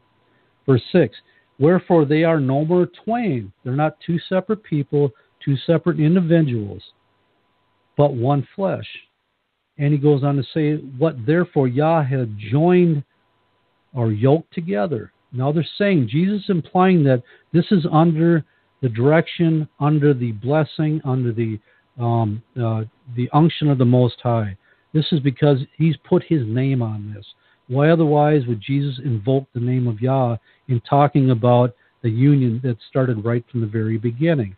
I mean, that would be dire to blasphemy, bringing Yah's name in when he wasn't a part of something. But because Yah was the progenitor, he was the creator, it was rightful that he did this. Wherefore what Yah had joined together, I mean, that is to yoke, together let no man put asunder. And oftentimes we read this, we think it's implicit upon the man, but I don't agree with that. I actually believe that the word man in here is generic. And in using this verse, it's to be understood that it can apply to either the man or his wife and not just the male figure. So because we both enter a covenant agreement, we're both bound by it, and let no man separate the thing that Yah has joined together. Because that was what was the establishment. They were meant to stay together as a solemn and binding covenant for life. Neither man nor his woman was to separate or break the covenant agreement. The husband and the wife entered in a state of agreement, understanding whom it was, that being Yahweh, that meant for them to stay together until only in Israel. Okay, that just gives more soundness to what the nations are going to do. What the nations do, and we already see the chaos that is developed in the nations, but that's not Israel. This just gives more soundness to what Paul says in some of his letters. And that's why when pastor says time and time again, he's not just trying to say it to sound off and keep repeating it. He understands the direness and the complexity and the seriousness of entering into a marriage covenant. So when we have a brother that's interested in a sister, in order for their protection, that's why we tell them, come to the elders, come to the pastors, come to the leadership, and we'll give you our evaluation about what you think you want to do. We may say no. You may have to wait for a while. No, she's not ready. Or no, sister, this man, because more is granted us in the way of what's going on in Israel than other people for, the people that aren't in the position of leadership. So we're in a better position to actually make a right judgment, preserve you from a lot of pain, and preserve you from entering into a covenant that you can't break, because we know how Yah governs and perceives his covenants, that he wants you to stay in them. Okay, Romans chapter 7, verses 1 through 3. Again, we're jumping around in Matthew. We're still in Matthew, but we're going to jump back and forth, bringing together in context what we just got read as Yeshua was speaking these words to the Pharisees. So Romans chapter 7, verses 1 through 3. And again, I'm going to insert some things into this also. And Paul writes to the assembly at Rome, know you not, brethren. So he's reminding them again. And he's speaking to them that know the law, how that the law hath dominion over man as long as he lives. Forever. If you're an Israelite, you're under Yah's law, statute, and commandments. That which was written, even that which was before, because it governs us as a people. And if we're Israel, we're going to show our obedience to him, our covenant obligations, and love for him by staying in our covenant agreement and allowing that law to have the dominion over us. Okay, but the point is where is the law located at in the Word? Where do you see this actual word spoken of that is telling us that the law has dominion over man as long as live? Because we're going to break it down some more, because it's going to go into the marriage covenant again. Is it a law as it is set in order precedent which the Most High established in the very beginning, or was it a Torah in writing from the hand of Moshe? Okay, we're going to find out. All right, Genesis chapter 3, verses 14 through 16, inserting this in the middle of Romans 7, verses 1 through 3, which we're inserting in Matthew 19. So, again, a lot of digression. Please keep up with me and try and understand the theme of what I'm trying to present. All right, Genesis chapter 3, verses 14 through 16, trying to understand and grasp the law that Paul is reflecting on, teaching about here, and trying to remind them that understand the Torah, understand Yah's commandments, and what he set in stone. And the Most High said unto the serpent, because thou hast done this, thou art cursed above all cattle and above every beast of the field. Upon thy belly thou shalt go, and dust shalt thou eat all the days of thy life. And I will put enmity between thee and the woman, and between thy seed and her seed, and shall bruise thy head, and thou shalt bruise his heel. And unto the woman, specifically pointing to the woman, I will greatly multiply thy sorrow and conception. In sorrow thou shalt bring forth children. He's telling the woman, he's proclaiming what is going to be her future. All right? This is where you are. This is in your relationship to your covenant agreement with your husband. This is your duty, woman. This is where you need to be. This is the reason for this, that you will have to stay in this covenant agreement forever anytime you come into the place of authority under maleship, whether that's a father, a spiritual father, or husband in Israel. And they shall desire to, and thy desire, your desire, woman, shall be to thy husband, and he shall rule over, or have dominion, or have power, or reign over thee. That's what rule means here. Okay, back to Romans, verse 2. For the woman which hath a husband, okay, this is implicit to a woman that is actually joined to a husband, that the husband is cleaved to his wife, to become one flesh, they're no more twain, but one. For the woman which hath a husband is bound by the law to her husband so long as he lives. So what law was that?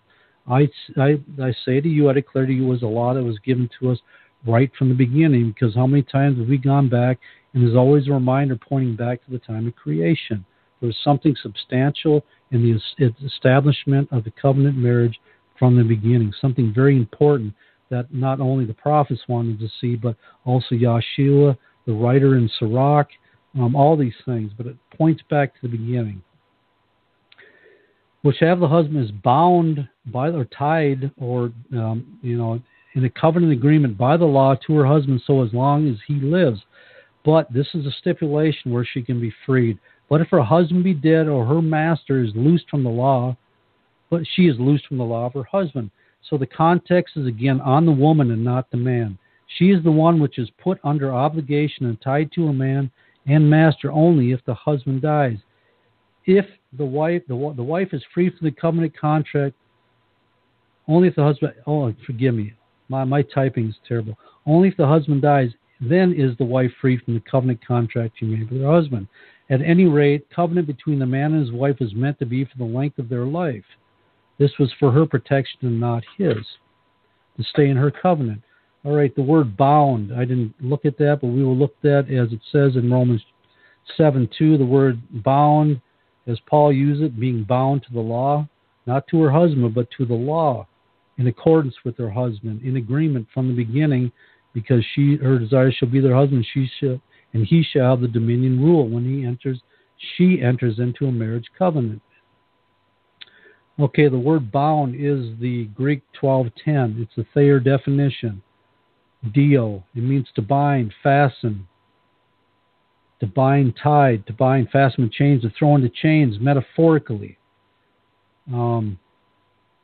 Satan is bound. Okay, we won't get into that. But to bind, to put under obligation of the law, duty, to be bound to one, a wife, a husband, to forbid, prohibit, declare, to be illicit. So the wife, in effect, is told that she is put under obligation and she is tied to or fastened to her husband because of the law that her desire shall be to her husband. He shall rule over her.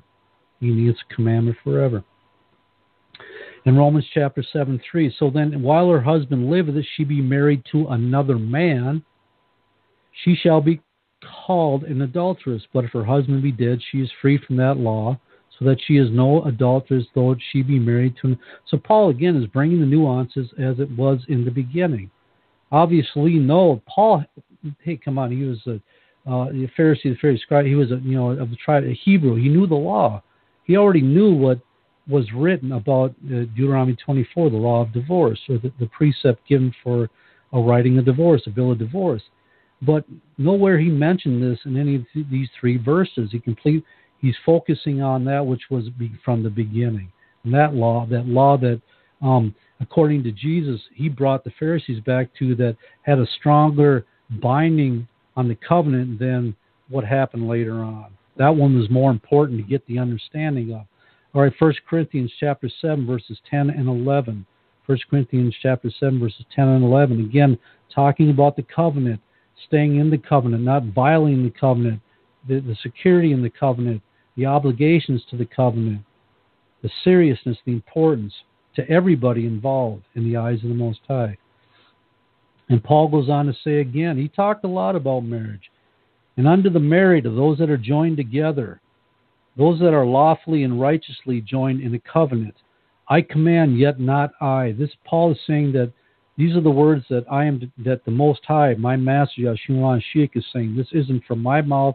This is of his precept, of his command, by his words, and let him not depart out of your mouth. Allow not the wife depart from her husband. Why? Because she agreed, she entered in, she has a covenant obligation to stay there, to serve her husband. Her desire shall be to her husband, and she's told she can't leave that until the husband be dead. So don't allow her to go. You can't. She is to remain. You remind her of this.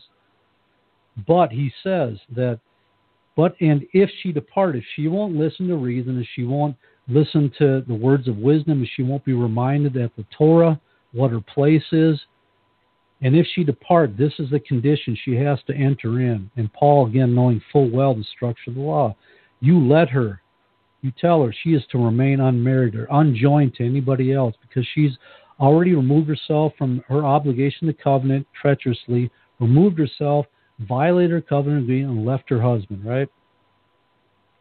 But this is odd because Paul instructs her to do this, right? She basically has committed an act of rebellion against him. We don't know the whole story. We don't know what reason, but Paul is not going to be unjust in his judgments. He knows perfectly what's going on. He has the mind of Christ. He's been given revelation by Yeshua HaMashiach. He made that clear. So in combining that with the law, knowing what the Torah says, in the pureness of the Torah, not so much as he was in his former life, he says, but let her remain unmarried or unjoined or be reconciled to her husband. If she wants to come back, she's got either state to be in, right? Now, once she's leave, the husband's under no obligation to provide for anything in any means, any shape, because she violated her place. Or be reconciled, be joined back together to her husband. These are the only two choices she's got. And let not the husband put away his wife.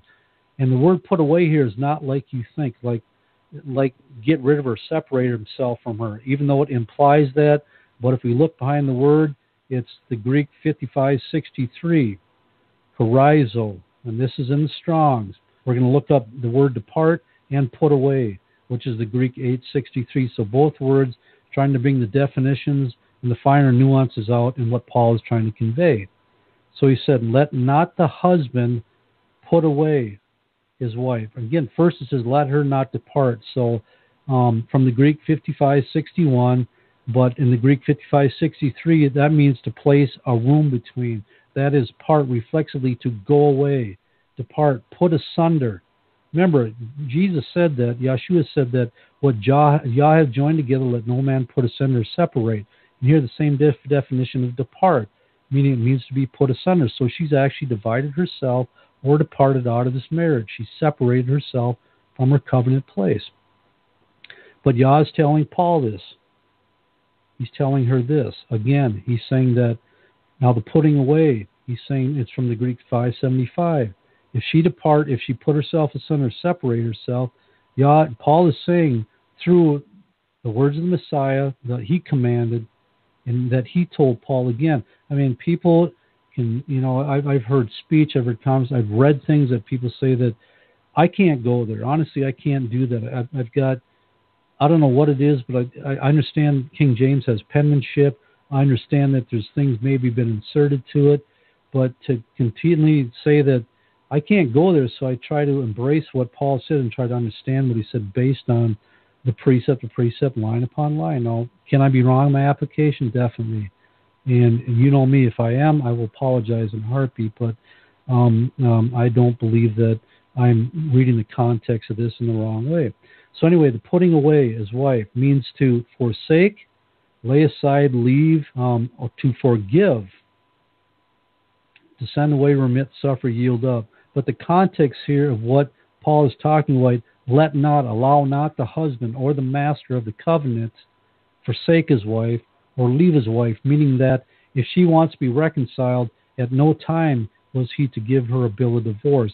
Again, she left the covenant place. Now, I understand, and I know what Pastor said, I'm not going against it. I'm just trying to relay what I believe Paul is trying to convey here, reflecting on what he spoke about in Romans 7, what he's talking about, even that we'll read farther. But the thing, because he said he's making his authority come from the Most High, is that let not the husband divorce her. But now the husband, he's the master of the covenant, and if she doesn't remain unmarried, he can rightfully and lawfully invoke the precept and give her a bill of divorce because she has sown herself unclean in his eyes. All right? Okay. Yes. All right, 1 Corinthians chapter 7, verse 39. That's why the stuff is, so dire and very, important that we get a full understanding. And I'm just not just talking by me, just in whole, in context, especially by the pastor in the ministry. But 1 Corinthians chapter 7, verse 39. Now it says, the wife is bound by, going back, Paul is reflecting again, bringing it back up again, what he already spoke about in his letter to the church at Rome, talking about earlier in the same context in this letter to the Corinthians in his writings. He says again, but the wife is bound by the law as long as her husband liveth. But if her husband be dead, she is at liberty to be married whom she will, only in the Lord. Again, this whole chapter is stressing marriage in the bond of the covenant. All right, let's go back to Matthew chapter 19, and we're going to continue on in verse 7. Now that we developed a thought about what Jesus was possibly talking about, meaning from the beginning creation, once the Pharisees asked him if it was lawful to divorce your wife for every cause. And he took them back to the beginning. And we're kind of filling in all the blanks about how the other authors that were divinely inspired wrote about Yah in his revelations. Okay, verse 7. And they say unto him, why did Moses then command to give a writing of divorcement and to put her away? Okay, so now we have the Pharisees are asking a question, right? Well, so why did Moses go ahead and give the precept concerning a bill of divorce and permanent separation if the husband and wife were meant to stay joined together as one, as it apparently was established in the beginning? They were asking why was it allowed? What was the reason for this at all and written as a precept among the people if it was against the established order of things? Now, please don't take this the wrong way. Honestly, I am not saying that a covenant marriage agreement has to be and must be for life.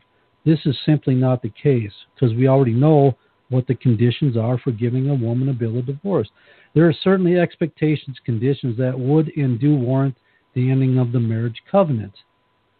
The woman mentioned in Sirach 25 is a perfect example. You've never read about this man giving his wife a bill of divorce in Sirach 25. Go read it because it lays out the characteristics, the condition of the heart of that woman that was afforded the bill of divorce because of her, and she was definitely in violation of a covenant agreement. And she had to be stopped. She had to be cut off from that man's family because of why? She was diseased and a cancer to her husband's house. That woman had no regard. She had no honor or respect for her husband whatsoever and was in actuality out for his complete destruction and demise through her control or manipulation or domination, invoking witchcraft. She has obviously had a personal vendetta against her husband and sought to inflict as much pain and personal injury to him for whatever reason, jealousy, envy, spite, whatever. She got a hatred for the man that she entered into covenant with that was protecting her, providing for her, and she unjustly was treating him like that. No, you get her out there, ass the hell out of that house. And again, if you didn't, she was going to cause a cancer, and not cutting away that cancer was going to bring a curse to that house because of her. So this man was totally justified in giving her the boot. All right, so anyway, we go back to Matthew chapter 19, verse 8. And again, the situation is that, so now the Pharisees are saying, so why to give the writing of divorce? What for? What was the necessity for it to begin with? And why put her away? Why give her a divorce? This isn't putting her away. This is divorce that's still lining up with the context. Here we have a two-headed meaning. We have give a writing of divorcement and put her away, meaning first the act of giving her a written bill of divorce. The Pharisees knew the order, and then removing her from the house, sending her on her way. She can become another man's wife.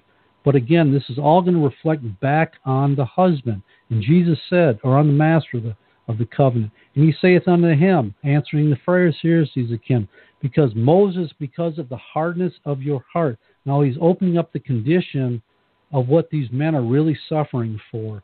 The reason they're trying to lawfully justify putting away their wives for every cause. Because Moses, of the hardness of your hearts, allowed you to put away your wives, but from the beginning it was not so. So he's taking them back to the beginning and go. Again, there was a stipulation that the intent was as long as the husband lived, the wife was to remain with the husband. Again, is there a reason that a man couldn't give a wife or separate her outside before the covenant was given? Yeah, I believe that wholeheartedly, but the implication is because they became one flesh. Let me tell you something now. I don't want to be crude and elicit wrong thoughts of anybody, and I hope your thoughts are pure, but you have to understand the word covenant, as we read earlier in the definition, is a going between the flesh, entering between a division in the flesh. Okay, we see that clearly demonstrated in Genesis 15 when Yah commands Abraham to sacrifice the animals, divide them all except the birds, the bigger animals, and he passes between that, sealing the covenant with Abraham about the promise about inheriting the promised land, or Abraham's seed, right? Well, it is my opinion, strictly my opinion, that one of the reasons that we find that a woman's anatomy is created the way it is, specifically her genital area, is because when a man enters into her, he's dividing the flesh, entering into her, and making and sealing the covenant. So you're seeing the same act as we see illustrated in Genesis chapter 15. So this is a significance behind the way Yah formed a woman.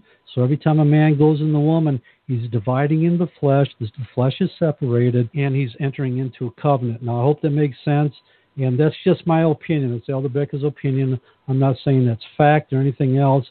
That is just something that I've drawn from my studies. All right, but going back to Jesus' words in his dissertation with the scribes and Pharisees. Moses, because of the hardness of your heart, suffered you to put away or divorce your wives. Not in the context. Again, the context we're talking about is the initial question by the Pharisees.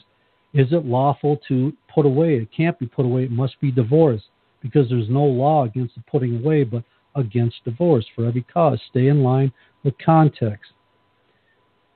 But from the beginning was not so. And he's talking about the hardness of heart, which is the Greek 46:41 in the Strongs, Brother Ugly, in the Strongs, and it means hard-heartedness. That's specifically destitution of spiritual perception, hardness of heart.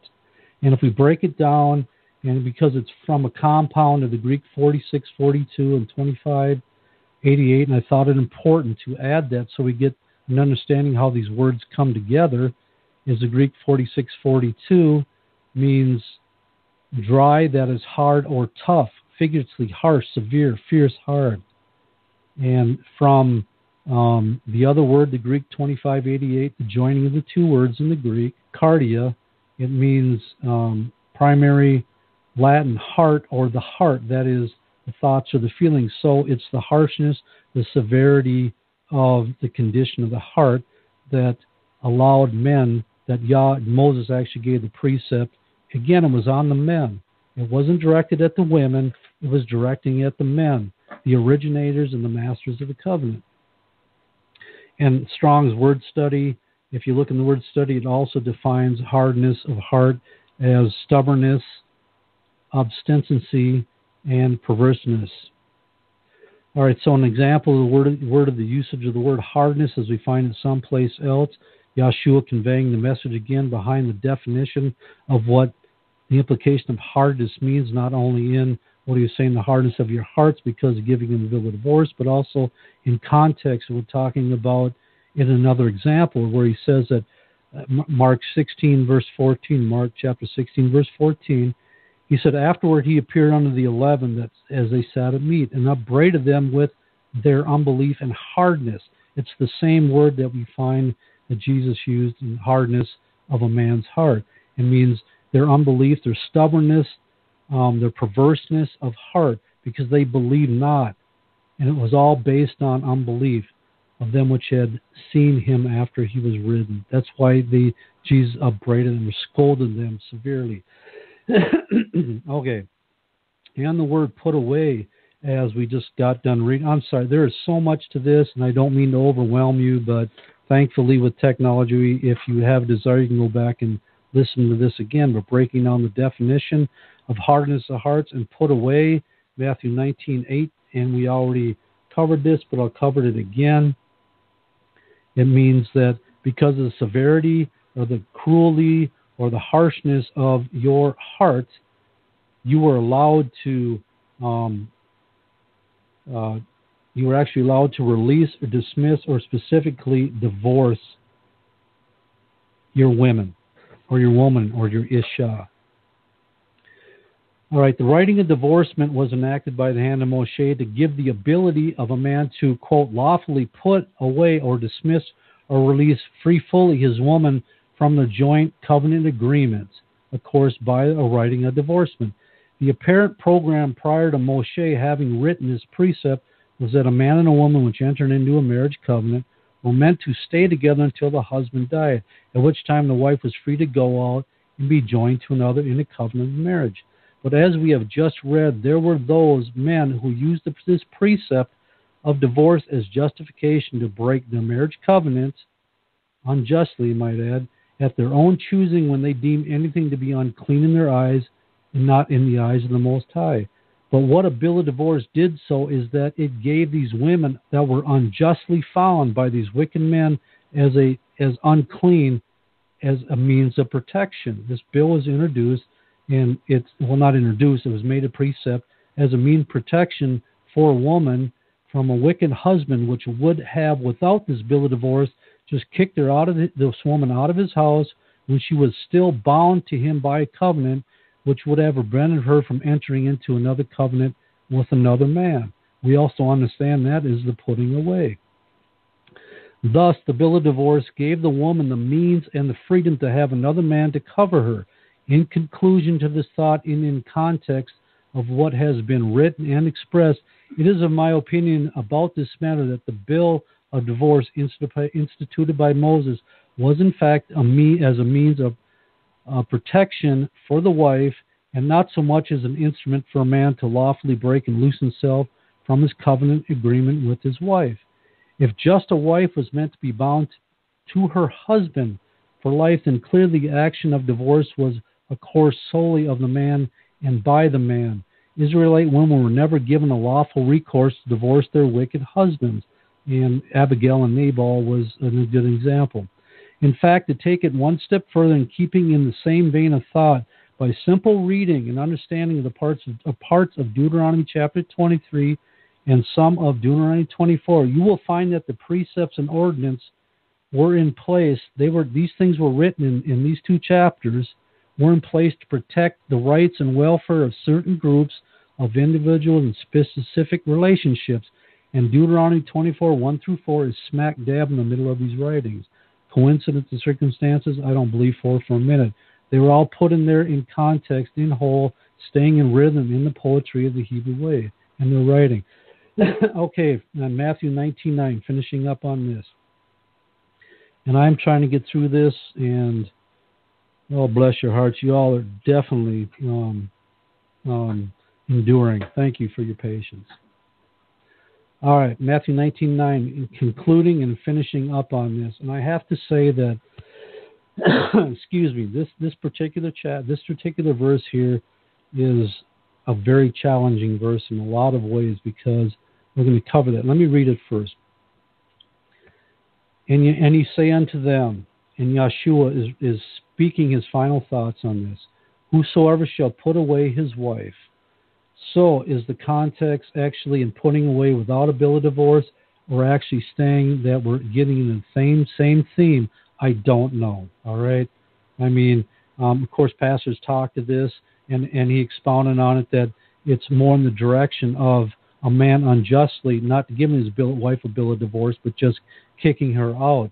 And I'm not saying that it can't be that way, but whosoever shall put away his wife except it be for fornication.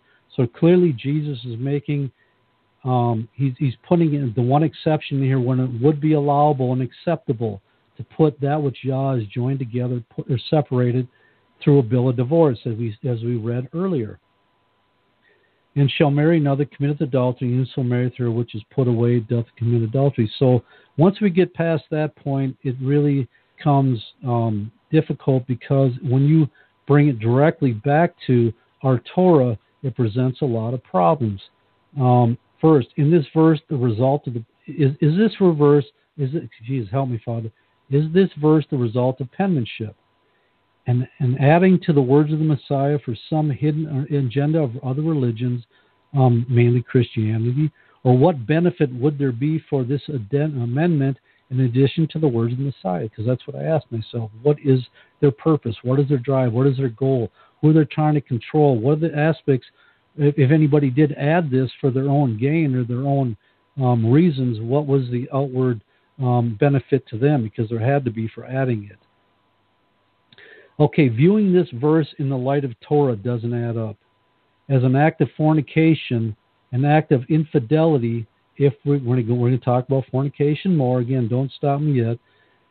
An act of fornication, as we understand it, an act of infidelity on the part of a covenant wife was the death sentence. Clearly, she committed adultery, she played the harlot, the whore, in her husband's house, she was put to death. The necessity of a bill of divorce or putting away it, of course, at this point would be completely moot. It didn't matter. It didn't make any sense. She already broke her covenant to the point that under the commandment, it was afforded to her death. So bill of divorce didn't mean crap. There was nobody to put out of the house, right?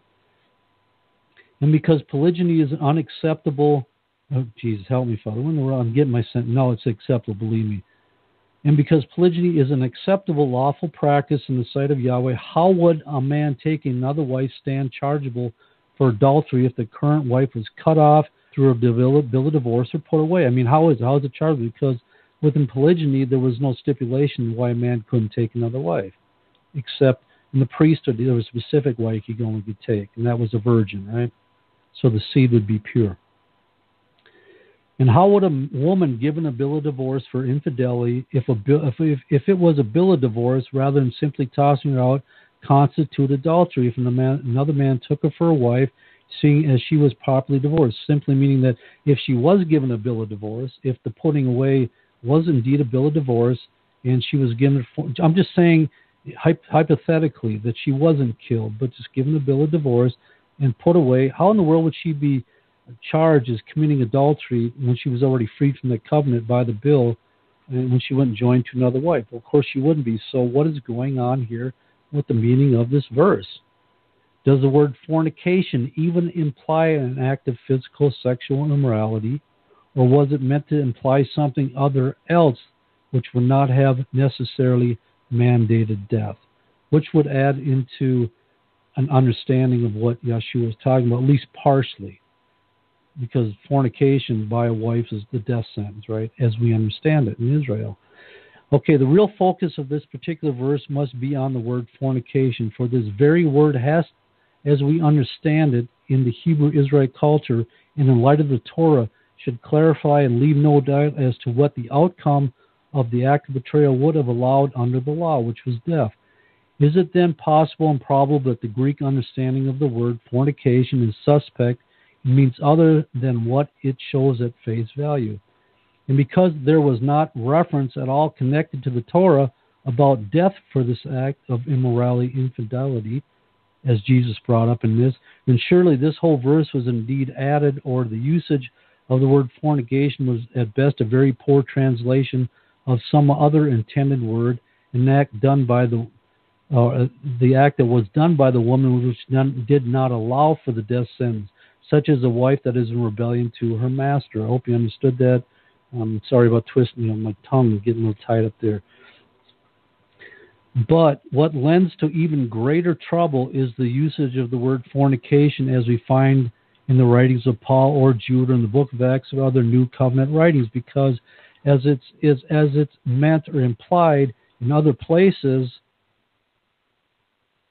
in the renewed covenant, it's tied more to an act of infidelity or sexual immorality.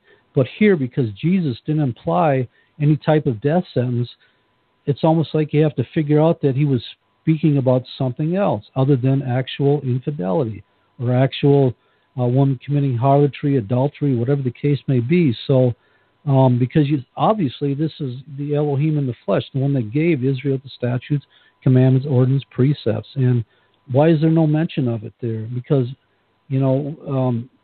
we still were not under grace as yet because Yeshua had not resurrected. So what is the deal? What is going on here? So we're going to cover some of what Paul was trying to convey. And I'm almost done. I only got a few more pages. Thankfully, I was going to run out of time. But anyway, okay, here we go. All right, the word fornication, the definition, let's get that down. It's from the Greek 4202 in the Strongs. And it's from the Greek 4203, which is from the 4204 and 4205. So we're going to cover 4202 to 4204, them three definitions, because it's a breakdown each time of this particular word. But in 4202, porneia, it means harlotry, including adultery and incest, figuratively idolatry or fornication. So already we have a change of thought from a physical act of fornication to a spiritual act of idolatry. From the Greek 4203, which comes from 4204, means an act to act the harlot, that is literally indulge unlawful lust of either sex, or figuratively practice idolatry. Again, here comes that word. It's combining the two. Commit fornication. And the Greek 4204, porne. It's from the phenomenon of Greek 4205, which I don't have. It means a strumpet. Figuratively, right now it's actually going, it's turning the context more as on an idolater, not a harlot or a whore. So we have two definitions that stand out when you come to the word fornication. The Greek 4202, that was the same one that was used in Matthew 19:9. So we either have somebody that's committing the physical act of unlawful lust, or, not as the world defines it, as we know as in Israel. They could be going out and physically having sex with those in another nation, committing harlotry within the nation of Israel, adultery, and idolatry, self-explanatory, or giving the worship over or the obedience to other Elohims, other mighty ones.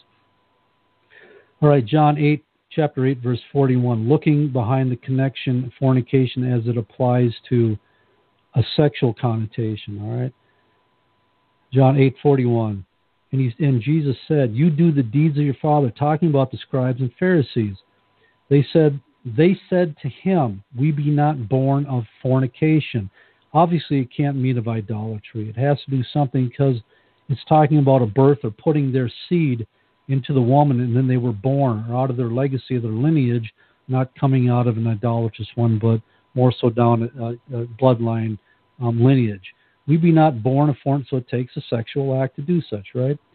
We have one Father, even Yah. Having been not born of Israel, but of some other nation. That's the implication of fornication here, outside of actually being born as an Israelite, bloodline Hebrew Israelite. And the Pharisees seek to make their point stick by stating who their father is. Of course, Yahweh Elohim, meaning they have been Israelites all along, and they were never born outside to another nation. They were from a pure bloodline. But again, the context is the sexual act that produced their birth, okay? Acts chapter 15, verse 20, and Acts chapter 21, verse 25. Again, breaking down the definition of the word fornication, still talking about the covenant. But that we write unto them, okay, that if you have to go read the whole discourse in Acts 15:20, but there was a contention about circumcision.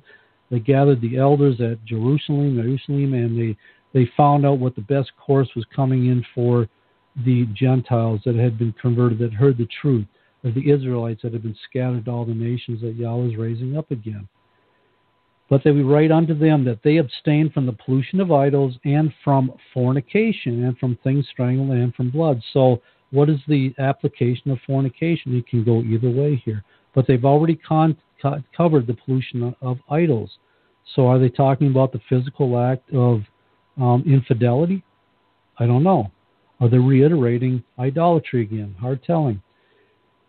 Acts 21, verse 25, and it's touching the Gentiles which believe, we have written included that they observe no such thing, save only that they keep themselves from things offered to idols, and from blood, and from strangled, and from fornication. Again, Paul rehearsing again in the ears of others again what had been cited at the council at Jerusalem. All right, 1 Corinthians chapter 5. I'm kind of speeding up a little bit so we can get this done. I don't want to run out of time. I might actually skip that and go to that because I really want to cover it because it's paramount importance. Okay, 1 Corinthians chapter 5, verses 1 through 5. Commonly reported that there is fornication among you. So Paul is writing to Corinthians. He's given a definition of what is actually happening. He's making it apparent. He knows what's happening there in Corinthian. As such, fornication, now he's defining what this fornication is. He's leaving no room for error. But this is the same Greek word that is used, that Yeshua used in Matthew chapter 19:9, the same Greek word 4202. And such fornication is not so much as named among the Gentiles, that one should have his father's wife. So he's clearly conveying what this fornicating act was, that a man or son of this father would have this father's wife. All right? Now you puffed up and have not rather mourned that he that hath done this deed might be taken away from you.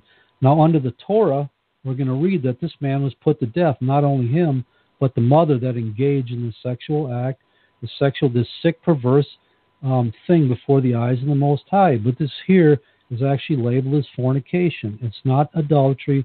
There's no difference here in the pureness of what Paul is trying to convey. For I would verily, as absent in the body, but present in spirit, have judged already, as though I were present, concerning him that has so done this deed. And in the name of Yeshua HaMashiach, the Master, when you are gathered together in my spirit with the power of our Master Yeshua HaMashiach, that this is what you do, to deliver such an one unto Satan for the destruction of the flesh, that the spirit may be saved in the day of Yeshua HaMashiach. Now, why is it that it seems as though Paul is deviating from the Torah, as the Torah clearly states that this man that does such is worthy to die? Is it that Paul knew that Israel was now under grace and such a wicked man would be given a different course of action? Is this how Israel should consider handling Torah breakers doing sexually immoral acts of infidelity that once required death? Or would it have to been wise for Paul to simply put the evil man from, just totally remove him? I mean, this is, separation is an act of death. All right.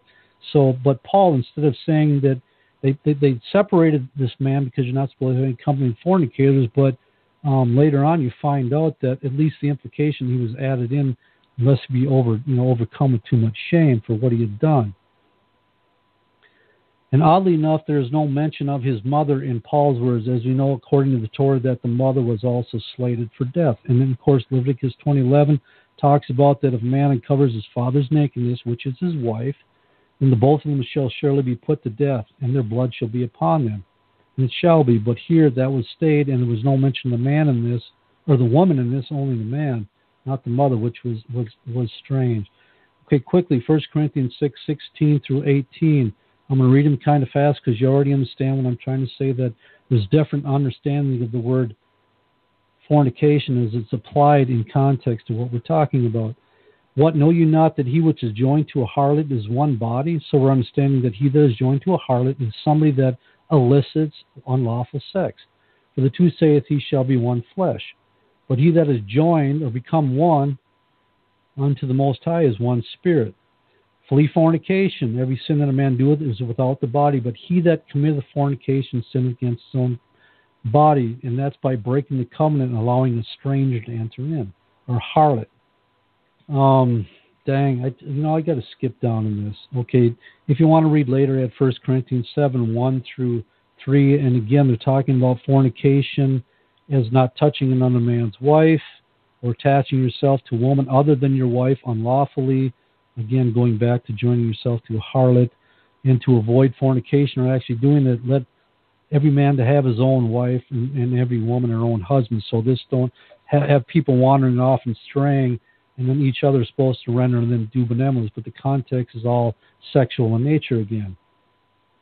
And then Revelation 2:20, they have the situation of Jezebel is teaching and seducing the servants of the Most High to commit fornication and to eat things sacrificed to idols. and she didn't, and Yah gave her space to repent. Again, I'm just paraphrasing to break this down to get by this because I have a very important ending to this. And gave space to repent of fornication. She repented not. Again, what is the implication behind it? Could be both idolatry and actually the physical act of sexual immorality. But I would cast her in the bed and then commit adultery with her into great tribulation. Except so the bed is the context, and fornication meaning that adultery into this bed. So again, it lines up in that context. So you can see the difference. It can apply to idolatry. It can apply to the actual physical act. Now, I don't know how to interpret Matthew 19:9, literally using that word, because even as Pastor said that, he equates it to stubbornness because it doesn't line up with the Torah. So actually, I think a better word as the translation should have been, and I didn't look by it, should have been the word idolatry. So if you have a wife and a husband, they're together in a covenant. I don't understand the rest of it, how he would commit it. I do, but I'm not going to go into that because it would be purely subjective. It would be purely superficial. What am I trying to say? It would be totally my own opinion, okay? My own thoughts, in which I'm not going to convey here because I have my own ideas about Matthew 19:9 and what it actually means. But the implication, if you have a wife that commits idolatry, that the only stipulation that somebody be put to death for committing idolatry, otherwise they're all punished at the hands of the Most High, whatever punishment he would dole out, is that if you had a case in Israel in Deuteronomy 13 that says if you had somebody enticing others to go out and commit adultery, the one that was enticing the person, these were brought before the congregation and stoned to death. But other than that, there's no other saying that the idolater himself was actually committed to death, as according to the Torah. At least I might be in error of that. So this might be a probability behind Matthew 19:9, where Yeshua never mentioned the death penalty. I don't know. I really don't know. Again, that's when I have my own thoughts about it, and I'm not willing to share them. Just say it actually has to do with covenants, obviously, about a woman being unjustly removed from her covenant, and a man doing that, and somebody else entering unlawfully in the covenant place that was already preserved for that woman. I'll just leave it at that, and there's more to it than that, but glory to the King. Anyway, this is what I want to finish with, and I hope I have time because this is very important. All right? Oh, boy, I got to go. Oh, bless your old hearts. Elder Becker probably will never do this again, but y'all are so patient. Man, y'all are. I don't know if anybody's fallen asleep yet, but man, oh, Jesus, help me. Anyway, 1 Samuel chapter 15. I'm sorry, Matthew chapter 19:10. I'm going to finish with this. I'm sorry, it was Matthew 19 through verse 10. And his disciples saying to him, if the case of the man, I also had 1 Samuel 15:23, equating idolatry as stubbornness and as iniquity. So if you apply that to Matthew 19:9, if it is indeed idolatry for the word fornication there, it could also be substituted as stubbornness, as we see here, as they're equated together, and a crookedness or a crooked way. All right, so them could also be bases as the exceptions for putting a woman away. But, of course, there's more than that. All right, so in Matthew 19:10, Jesus says to his disciples, if the case of a man be so with his wife, it is not good to marry. And there's a reason for that, and it's because, the disciples understood the direness to this, the seriousness, and that they saw that these Pharisees were already doing these things unlawfully, even though they were using the law. And they're saying, man, if this is the case, and this is the only reason that we can put it away, the case being the charge of the crime and the accusation, man better off just staying away and thinking this thing out, right? Anyway, all right, let's go on. 1 Samuel chapter 18, and we're going to be ending on 1 Samuel 18 and 2 Samuel. Oh, boy.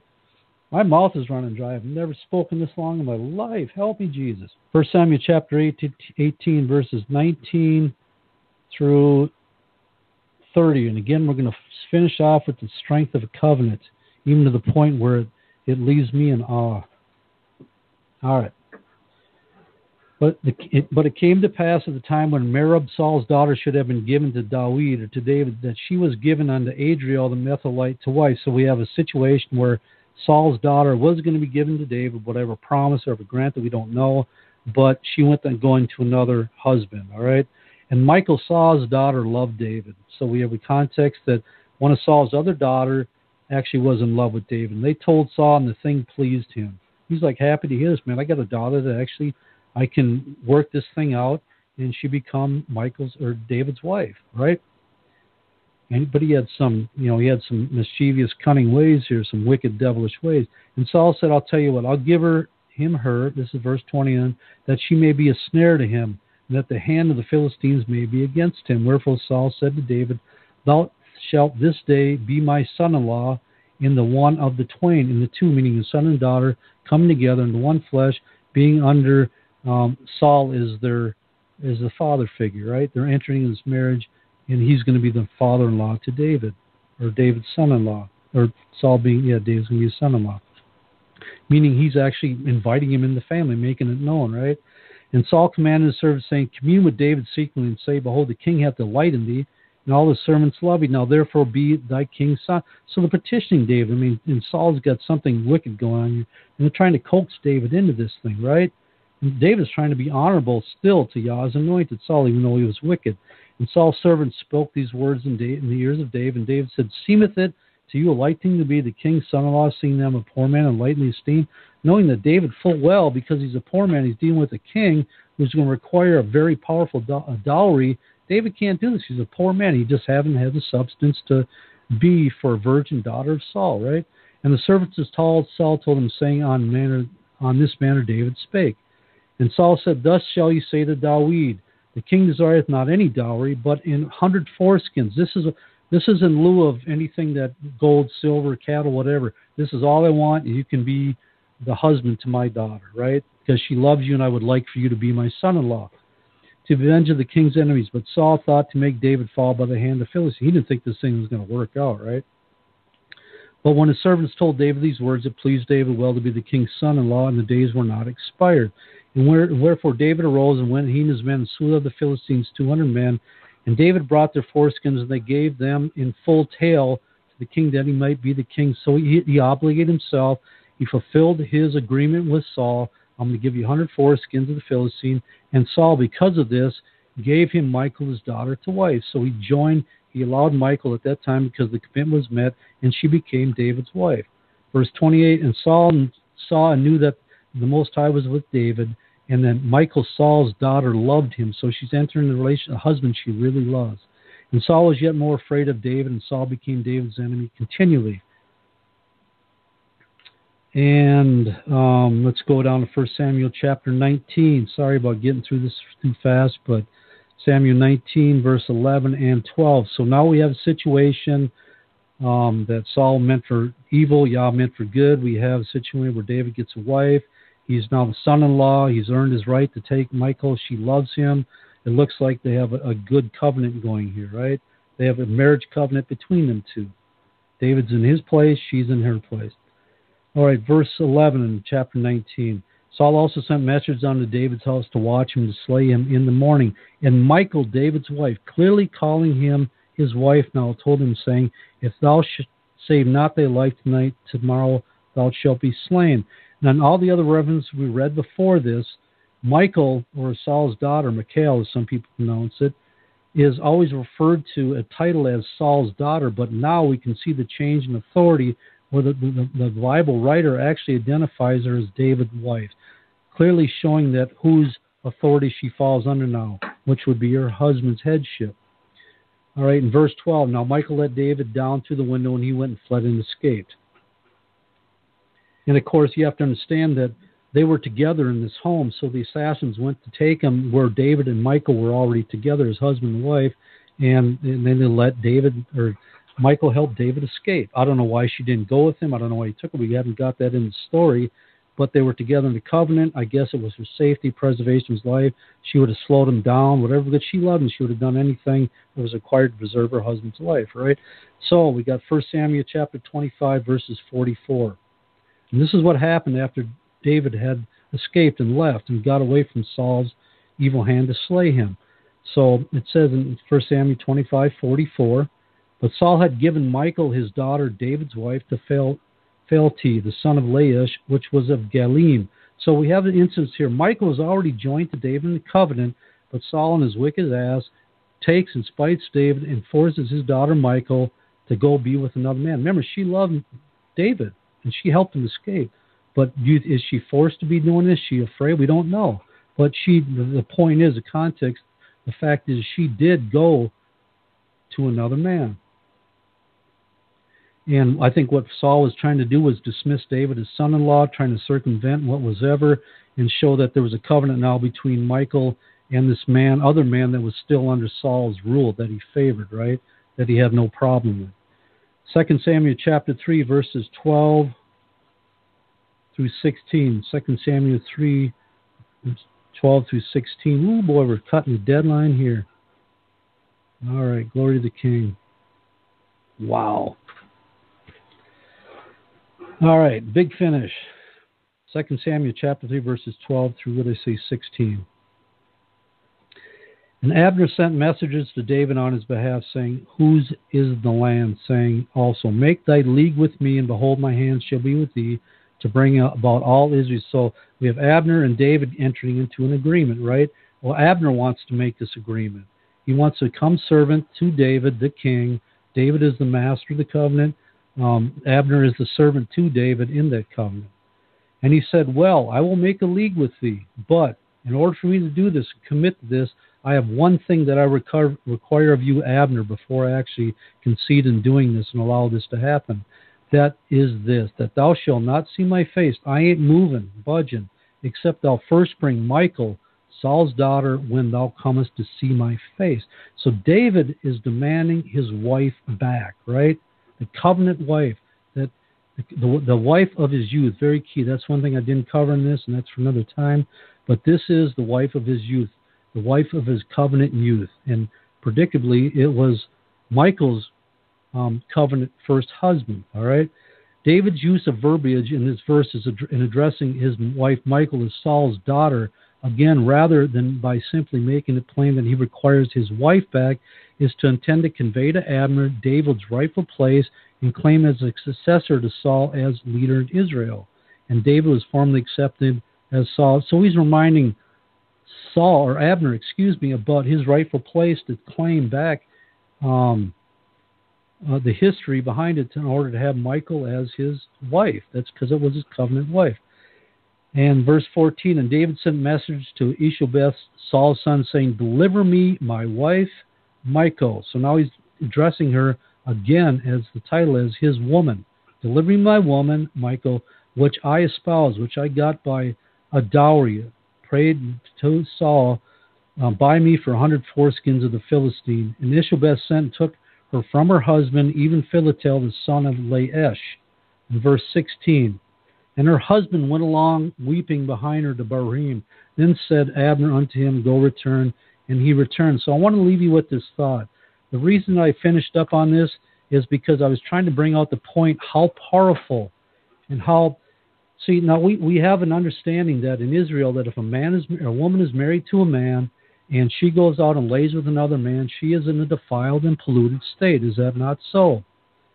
Is that not the understanding? But here we have an example that David, knowing full well as the king of Israel, where the law stood, how could he rightfully go back and demand the wife of his covenant, the wife of his youth, his first wife, if he didn't know something that was in addition, or that's something that we don't fully grasp by the law? Because clearly we know earlier in the version that Michal had 5 children. Remember, the 5 children were chose to pay the atonement to the Gibeonites by being hung for what the covenant that Israel broke by the hand of Saul. So we know Michal didn't have any children by David as far as we know, but she sure did with that second husband. So, nobody tell me this crap that she was just betrothed or didn't consummate or anything. The Bible says clearly she had children. So by somebody other than David. So how could she, in this act of defilement and pollution, be rightfully joined back to David and this not be an offense or an abomination in the sight of Yah? Very compelling thing. There's probably a simple answer for it, and I'm completely missing it. And some of Yah willing in His mercy upon me, He will show me someday. But what I was trying to demonstrate here is not so much the reason behind Him, but the strength of the covenant. And maybe for another time, and I think it has a lot to do because she was the wife of his youth, which would take you back to the beginning of creation, a man's first wife. And there's some strength in that. I think that goes beyond any other wife after that. But that's just me. I don't want to slight anybody else that's in polygyny or anything else. But, that's just my thought. But this is very compelling. Why David would be allowed to do this? Because obviously she had been with another man, I mean, was it because Saul granted her the covenant to be with another man? I don't know. Most High does not see as a man see. But it's something to think about. And there's probably a good answer out there. I didn't go research it. I know one thing, a lot of times there's so many you read Jeremiah 3, there are so many different versions of how Yah was able to do what He did in Jeremiah 3 and how that pertains to today alone, that, man, it makes my head hurt, so I just leave it alone. But anyway, that's the conclusion of the study.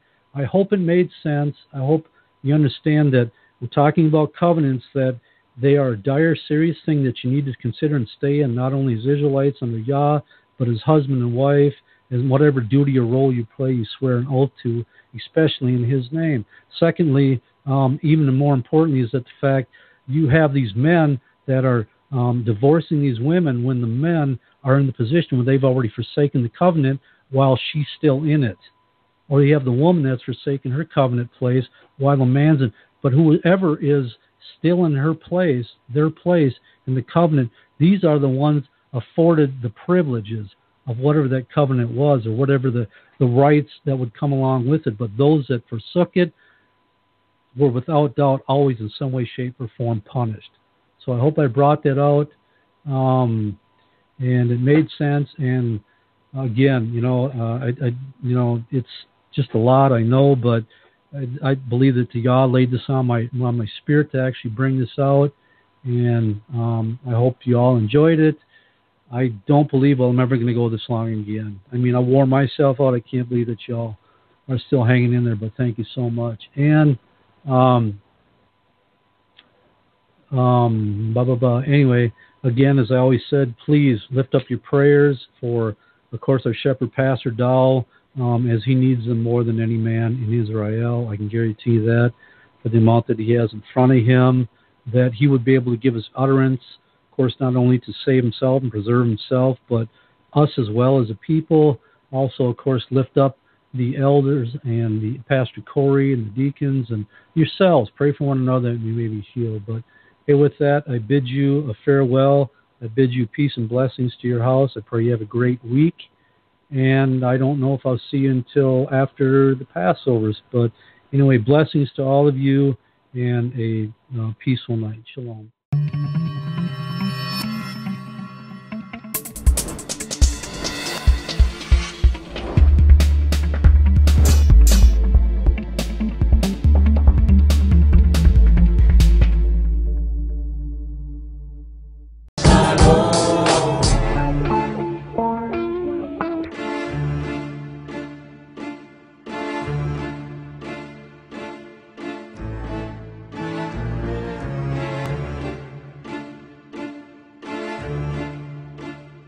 Uh-oh, look at him looking.